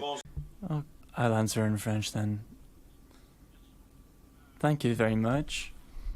Just to kick off with the role of the livestock sector, I know these have been mentioned by the MEP earlier. I'll speak about nutrition, carbon, but I'll also speak about the physical role of livestock within the agricultural system. This is really within the flow of biomass, which is part of the system. It absorbs a significant part of biomass produced in Europe, and it's also based on biomass imports from different importing countries. And this feeds in via two streams. Firstly, the European system is a net importer of calories. It depends on other markets to feed our populations. Around 10% of the calories that we import. And secondly, these mass imports of animal feed are also used for plant feed. It's important in the nutrient cycle, the circular bioeconomy. Our system is not very circular. We import millions of tons of nitrogen, and other millions of tons is lost into the atmosphere. So this is very important to feed our livestock. It's important to bear this in mind when we think about the future of livestock. Of course, we have to pay attention to what the MEP said earlier. Competitiveness is important. If we raise our animals like this, it's because it's very efficient from an economic standpoint, and this allows us to perform well. Nevertheless, with livestock actors in France, we've looked at the options before us and tried to marry up these options from an economic and standpoint. Too often we see some far-fetched scenarios and we're not sure what we're speaking about anymore, but we listed 3 scenarios. I'm not going to go through all of them, that'd be too tedious, but none of these scenarios constructed with these livestock actors allowed us to tick off all of the boxes. We can have a fantastic balance sheet for nitrogen, for carbon, good economic performance, and we can also boost our presence in territory. But there are political choices to be selected here. The good news is that if we do this at EU level with a diversity of territories, well, it's enough really to have adapted choices based on the strengths and weaknesses of each of these territories. It doesn't make sense to have hyper-intensive livestock in the Massif Central in France. And it's not a good idea to have hyper-extensive systems in Denmark. We'd see industrial efficacy be reduced in that instance. So there are different choices to be made here. But to get to the nitty-gritty, we had these 3 scenarios to do with competitiveness, carbon efficiency. One other scenario was based on the choice of minimizing competition between feed and food. That means ruminants were given more emphasis. We had industrial co-products as well, and a third scenario which was based on the logic according to which we look economically at how livestock can become an economic pillar in the territory. So we had these 3 scenarios in the French context. They both have their strengths and weaknesses, but we have to look at environmental criteria as well. That's what I started with. None of these scenarios can achieve all of the objectives the French government set to do with the climate without thinking of demand. Now, we produce beyond nutritional needs, but if we do nothing, we will not be capable of achieving our climate ambitions. The current ones are not feasible. The second important aspect, these 3 scenarios are not credible for different reasons. We have to think about efficiency and competitiveness. In France's case, many of you will know that we are delayed with competitiveness and they really struggled to keep afloat with competition. We need significant investments for livestock to make it carbon efficient, but we're not really sure where this financing will come from. So we have to look at the food-feed dichotomy too, and look at investment in territories here. And we will have to look at qualitative figures as well. We're not really sure how this can be supported across 10 years. Now, our exercise is based on the qualities from different territories. We can look at intensive, extensive systems. But in France, these choices are not being made, meaning that we have really experienced setbacks when it comes to competition, and we have to look at how to make progress here. So it's important to bear this in mind. All of these scenarios are exposed to different risks of varying natures, and when we're thinking about the future of livestock, these risks have to be taken into account.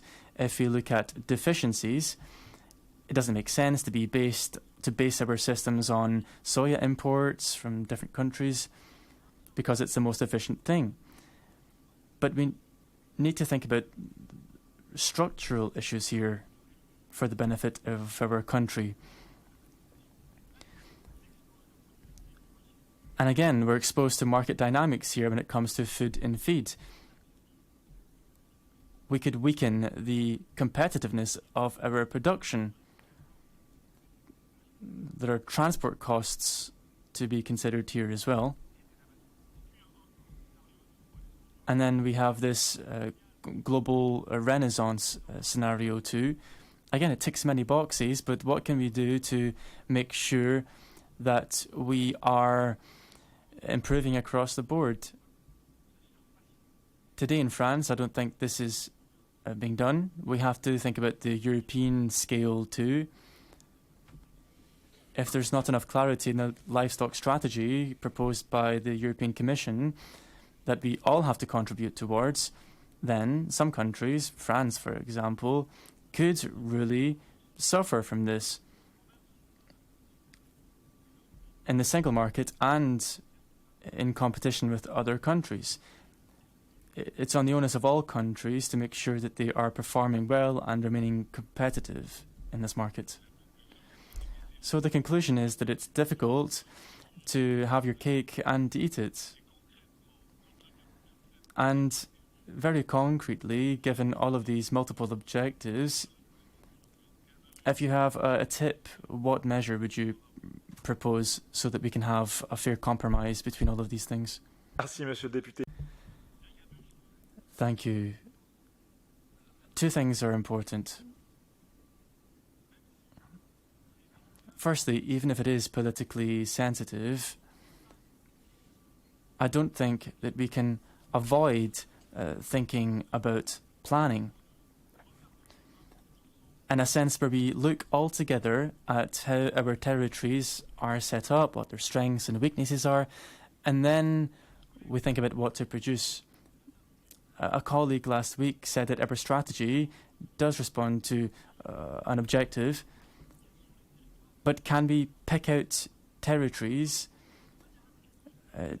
to achieve specific things and specific targets for Brittany and so on?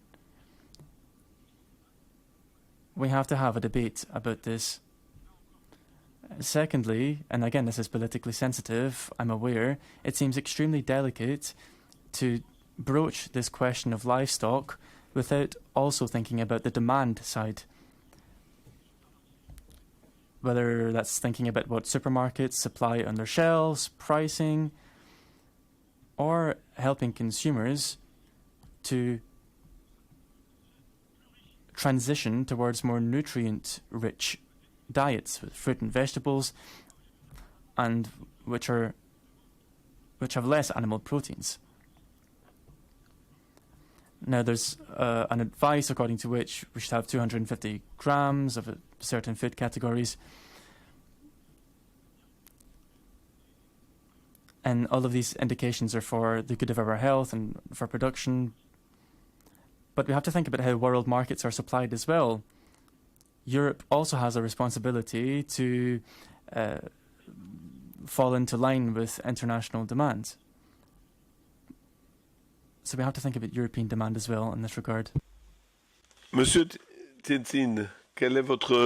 Mr. Tianzin, what's your reaction towards what you heard about the agricultural policy here?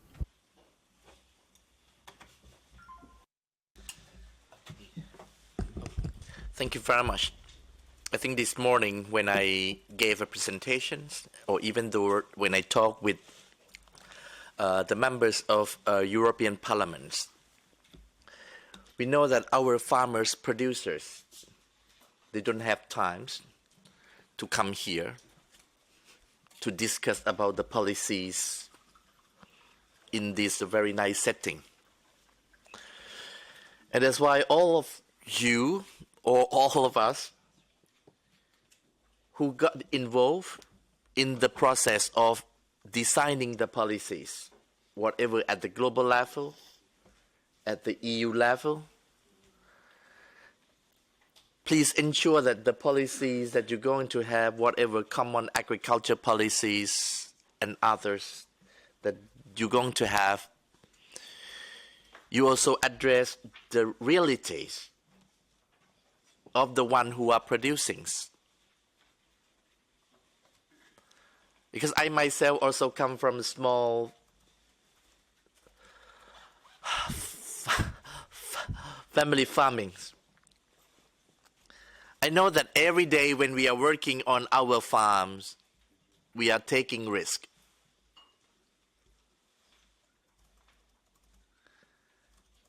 And we know that all the 27 European countries, your production system is totally different from one to another, from the north to the south, from the east to the west.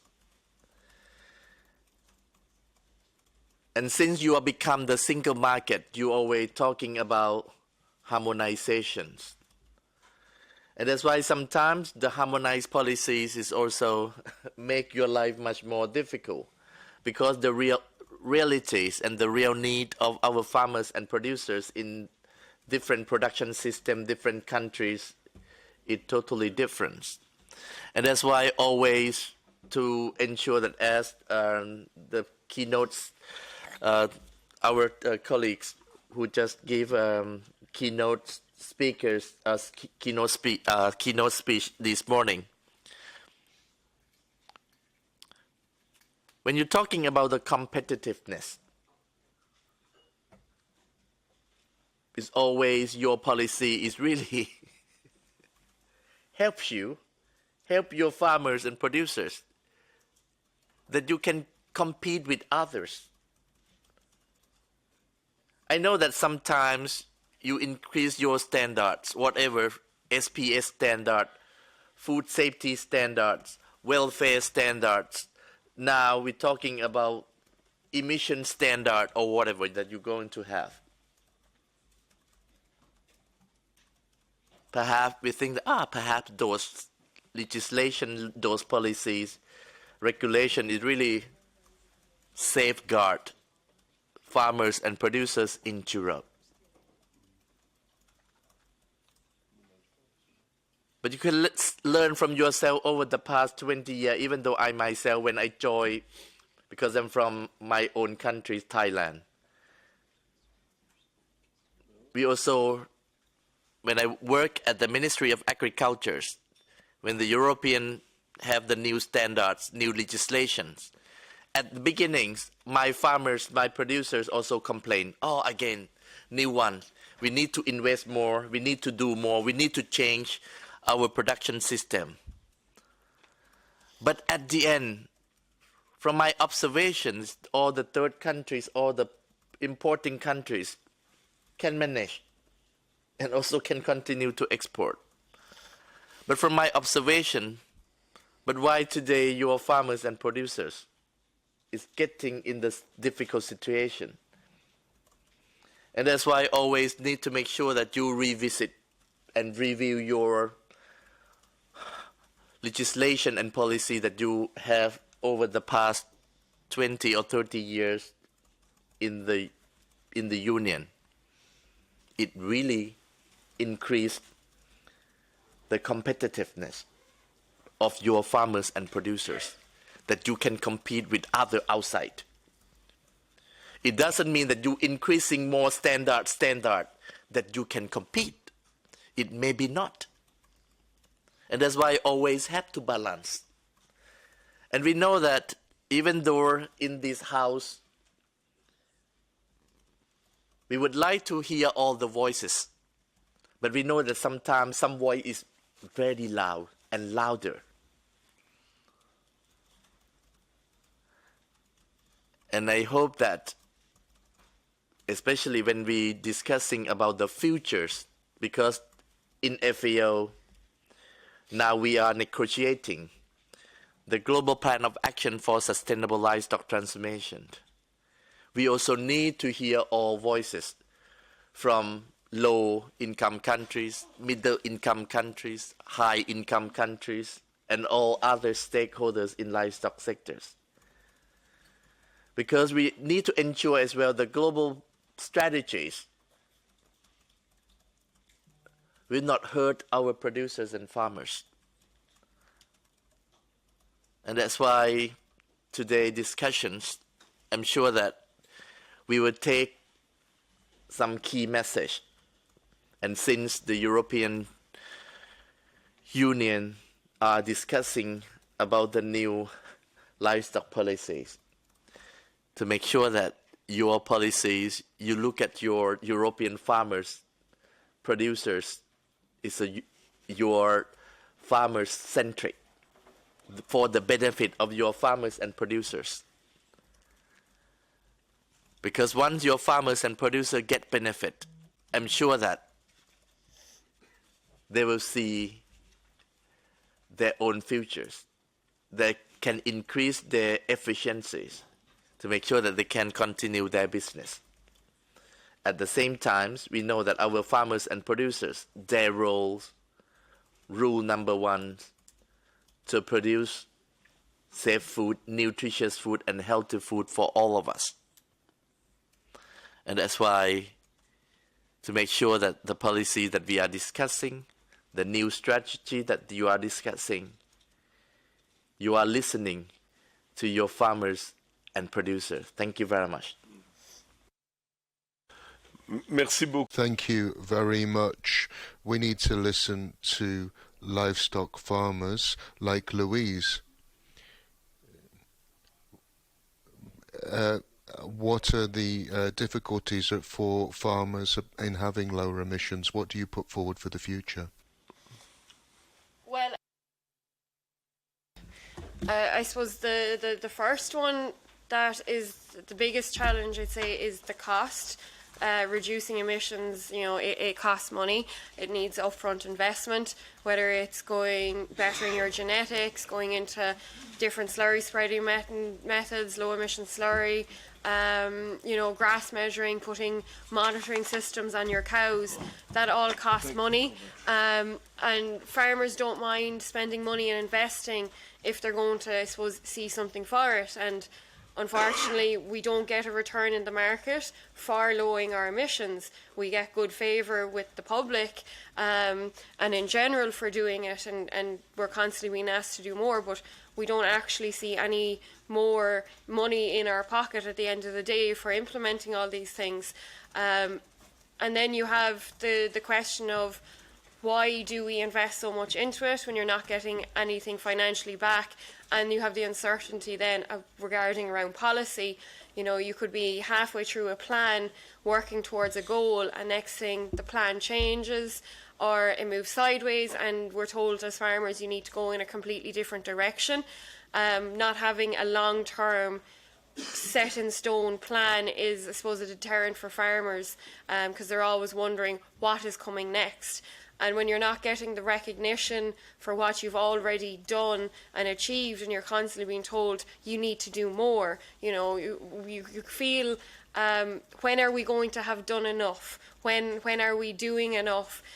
When will people be happy with us?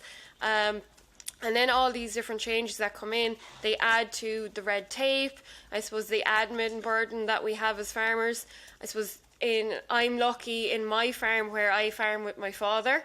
So there's two of us on the farm. We're not isolated. But a lot of Irish farmers are farming on their own, and they mightn't see somebody else from one end of the day to the next. But they still have to manage the day-to-day jobs. They have to keep everything under control, and they have to deal with all the paperwork and the regulation. And often there is no time during the day to deal with the paperwork. You have to give your night time to deal with all this admin side of stuff, which is ever increasing. So, there's a lot of aspects to it, and it's not that we don't want to do it. I suppose as a young farmer, we're so highly educated, we know what needs to be done and steps need to be taken, but we just need to feel that, I suppose, we're being appreciated and that we have the backing, and then we're being heard when the policy and decisions are being made. Merci beaucoup. Thank you very much, Louise. Now, the time has come to listen to your ideas.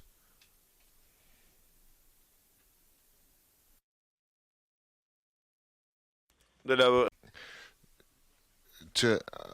going to be a big CAP reform. We're here to listen to all of you. What are your suggestions? Oui, Christian en français. Yes, Christian. For France, it's for you. Perhaps we're interested in the carbon market, and we think that the carbon market is also a part of the solution for agriculture. Biogas solution to energies which farmers can supply. there's an important synergy which could be developed there. To go back to carbon removal, carbon farming, Christian described this. It's true, we congratulate the Commission for what's been implemented. Christian mentioned it, it's going forward quickly. The first methodology for carbon farming is open for public consultation. Livestock's been promised. Europe is really behind in terms of carbon credits and the market. Behind the United States, behind Australia, there's already a lot of carbon financing available for agriculture and forestry. It's much more dynamic, the market there. They started earlier, and that's why it's because they've got a regulation relating to the use of these carbon credits. In Australia, they're used by industrialists to manage their emissions. The same way in California, there's an emissions trading scheme there. You can use the carbon credits today. If you look at the carbon credit market, it's a very big, healthy market. It's opt-in. It's 200,000 million tons being used, and it's gone up 30% this year within the regulatory framework. And that's just for a contribution to net zero. Farmers then, and Ms. Crowley said this, we need visibility, we need a business case. It's the same thing in industry. Today, the business case isn't present, neither is visibility. With a carbon market tool, which is developed, but without a market, visibility will not be there, which will allow for investments from farmers. We need solidity in face of demand. It's good to say we want a dynamic market, but we need to take into account that that's not enough. We need to look at what's happening in other countries. Carbon markets will have highs and lows. They're opt-in markets. But the Parliament is saying the EP has rather said no here, but we have a problem, in particular in face of civil society, because they don't know how to use these carbon credits. That represents a strong barrier to developing a farming carbon credits market. So the Commission and the Parliament need to evolve. They need to open the door to carbon credit farming. The emissions trading scheme, now we've got a carbon price, and it needs to be financed in the EU ETS. Carbon farming can really be a lever which will allow for a good price and visibility to invest in farming. An opt-in carbon market could be complementary. It has a role to play, but it's not sufficient today, because an opt-in market, about $5 a ton, we've got an example of carbon credits, because it works because if you've got this low carbon label, it works because there's a compensation for emissions, 50% at a European level. That's good too. It's another way to create demand. We've got a psychological block at the moment. And DJ Clymer, there's this fear of using carbon credits, which comes from the past. But before using these international credits, we also need to look at what we can do in Europe. There are means. There are means where we can keep a balance, to have a system which allows for carbon credits in carbon farming, but there's a fear of calling the balance of the EUTS into question. There's another barrier. In the agricultural world, there was the consultation about implementing the EU ETS in the agricultural world. That's being consulted upon, and at the moment, if the heads of the Commission are saying we need to implement EU ETS in agriculture, it's complicated, but that's a mental barrier. We can't have a carbon price which punishes and at the same time carbon credits which offer payment. We need to choose. At the moment, we've described a world, it would be additional punishment. We need to be realistic, and political choices which are clear need to be made. Thank you very much for this reaction. Christian, do you have a reaction to that or not? Okay.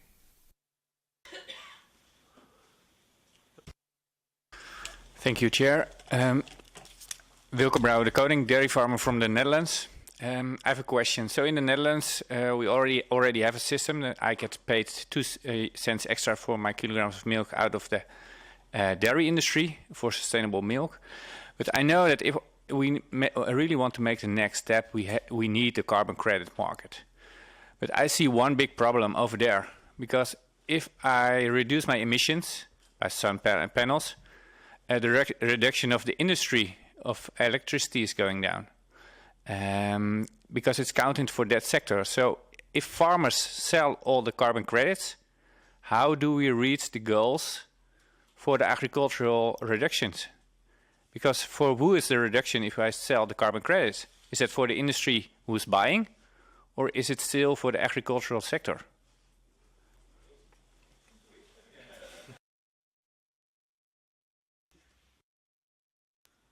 No, I think both of you touch upon very important design elements on which we need to have a very good discussion, which we've already started through several workshops and so on. And it's about, from where does the demand for carbon credits, for emission reductions in the agriculture and forestry sector come from? Is it from outside the value chain? Is it from within the value chain?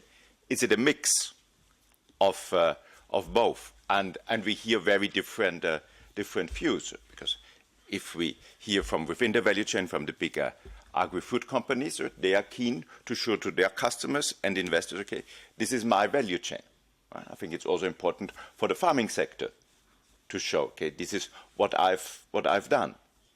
Of course, if you sell outside of the value chain, like let's say Ryanair, then of course Ryanair, if they pay, they want to have the claim for that. So these are important elements that we need to discuss. And of course, we are not yet that far, maybe as Australia or California that you referred to. We take it slower. I think we've spent now a lot of time in really making sure how can we have to say a good product, on the certification rules, and also one that is accessible. On this we still need to work. This really must be low monitoring, reporting, verification costs. This must create a level playing field between the different types of farms. And I think in what we want to start, what we want to continue, of course, throughout this year is also a discussion, okay, who's ready to invest? And what are the consequences on that? And that may be different if you think about the re-wetting of peatlands, or if you think, okay, I take a certain land out of production. Maybe that could be financed differently, as if it's very closely related to the production of food, biomass, and so on. So but I think we still have time to take that step by step and to have a good discussion on that, as I know that there are very different views on those issues. Merci beaucoup. Thank you very much. Others? Yes? Beaucoup. Thank you very much. Question in English about the panel's view on the link between animal welfare and carbon farming or greenhouse gas emission reduction. My name is Wietse Sonnema. I work for Lely, a producer of agricultural dairy robotic system, milking robots, feeding robots, manure robots. And our, let's say, expectation, we're validating this, I'm not saying experience yet, is that happy cows, healthy cows, produce milk more efficiently, and do so over a longer lifetime, leading in the end, of course, to lower emissions per kilogram of product in the lifetime of a cow and on the farm level. So we see a positive relation there. We've, however, also heard about the potential negative relation, the trade-off between animal welfare and greenhouse gas emission reduction. So I'd like to hear the panel's view on which one should we focus on. Are we too positive in our expectations, or is that indeed where the benefits are? Thank you.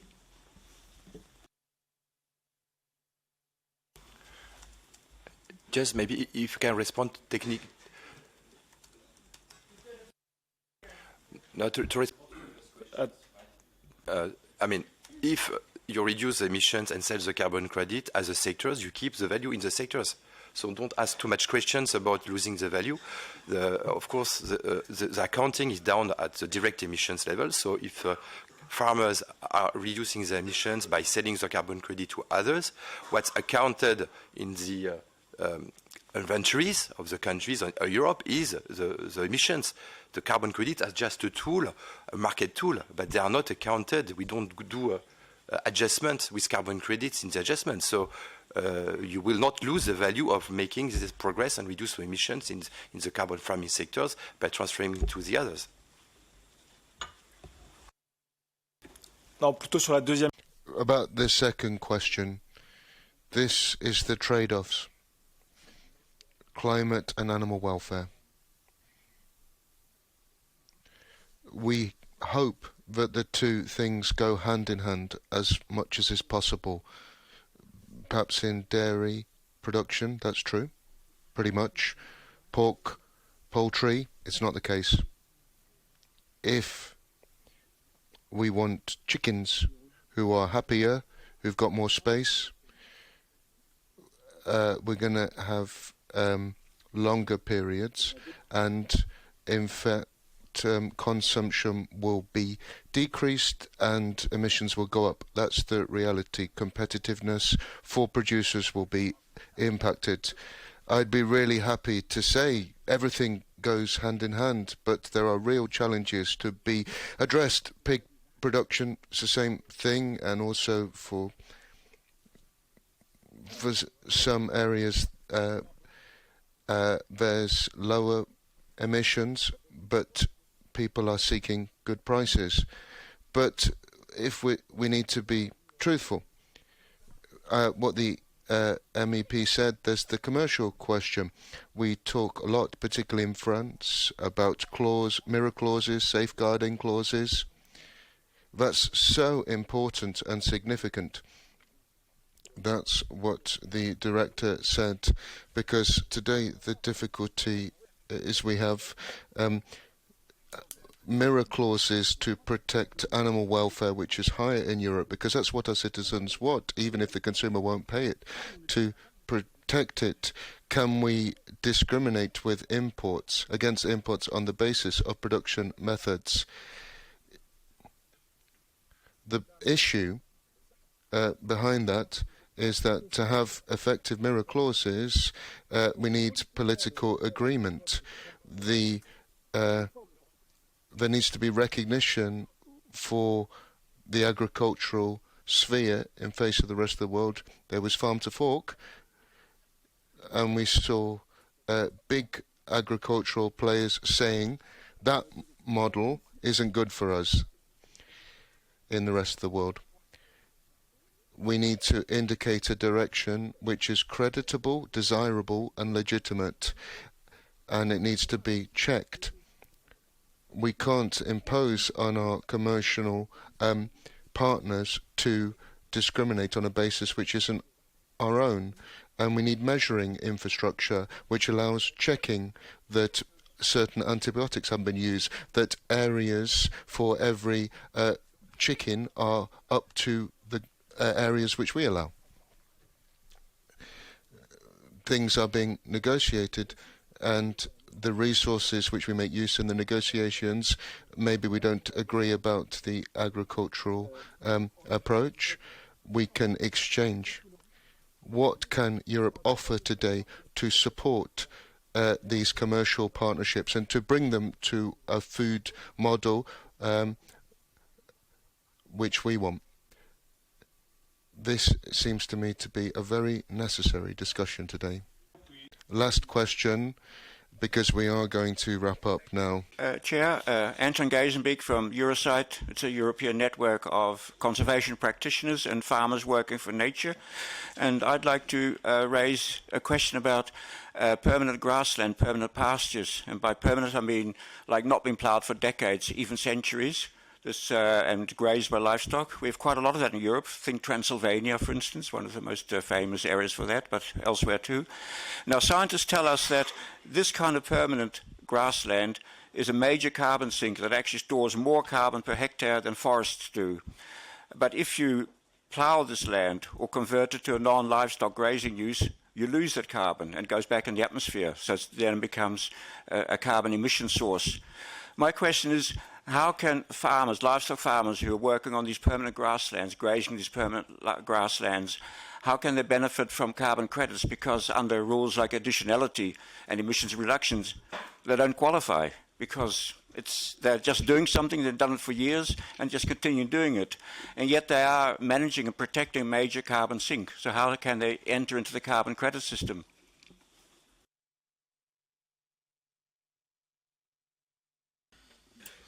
No, this is a big challenge that we need to address, because in the first place, buyers in the carbon markets are interested in additional action. So while of course the rewarding of the maintenance is also very, very important, that of course is already also covered by partly the rules, the support by the common agricultural policy. So one also has to see the interaction here. But we will also consider whether we should open the carbon removal, carbon farming certification system, possibly towards more what we could call a certificate of performance, more a label that could recognize the maintenance of those things. It's not that you could then sell credits out of that, but it would be the proof of the carbon that you have, and then one would need to see how could that be marketed, valorized. But it's probably not something that can be turned into a carbon credit. But it's very interesting. How can we find there a good recognition for these efforts? Well, thanks for raising that point. Very important to me as well, and to many livestock breeders in Europe.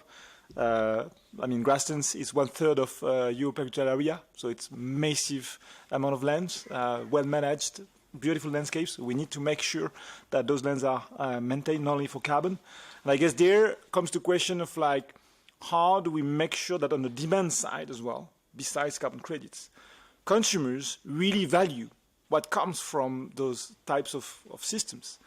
And there's a role to play for the Commission in the sense that how do we make sure that, how can we sustain or incentivize consumers to buy those kind of products rather than buying the cheapest kind of meat they find? Because when you have €2 per kilo for poultry versus €15 to €20 for extensive beef systems, no question now. So how the Commission can incentivize consumers through different ways, not directly nudging the consumers, but also working with the retail, working with like promotion policies, etc., to make sure that this kind of production or products come at the right price, at the right moment, at the right place for the consumers, so that not only do we have policy schemes, but also market incentives for consumers to buy it. Thanks. Voilà. There we are. Thank you very much to all the participants. I'll try just to wrap up very swiftly. Starting off with a positive note. Across the different contributions we've heard today, we can see a positive development for livestock in terms of carbon emission objectives. And we do see solutions being brought forth. So that's a good piece of news to start off. I would also like to mention the entirety of challenges that we are confronted with and which can be contradictory. The first of which is to have a holistic view at international level. As the gentleman from the FAO said, if we work in silo, then we'll be overwhelmed. Today we have a livestock sector in Europe with CO2 objectives. It should be replaced with imports. And that just doesn't make sense. So that's the first challenge to overcome, to find institutions to help us and establish reason at international level. The second challenge to overcome is coherence, both in terms of the global vision, but also between different policies. It was a delight to have DG Climat here today, because sometimes they have a reputation of being focused here within DG Agri, but the idea here is really to broaden the debate out to DG Agri, DG Climat, DG Envy. And this will ensure coherence between policies and further, I would add, INTA, because international trade is important. If we want things to be coherent, we have to make sure that the rules within international agreements take these various policies into account. Moreover, and what I recall from the various exchanges today, is the struggle beyond political choices and how we move those into action.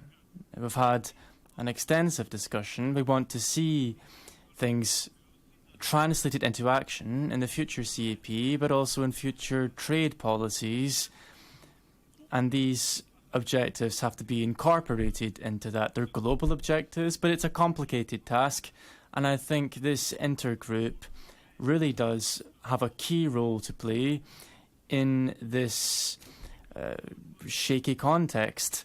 All of your ideas are welcome. We need to have texts, we need to have tangible things, concrete positions.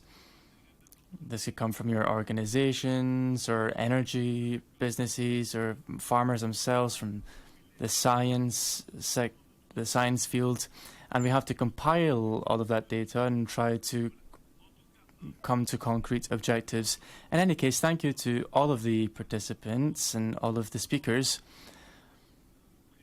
I am overjoyed to chair this intergroup. Thank you to Katerina in particular, who has managed all of this, and I'm looking forward to the next time. And of course, thank you to the Regional Council of Brittany, because I admit it's a delight to have these meetings held here in Brussels.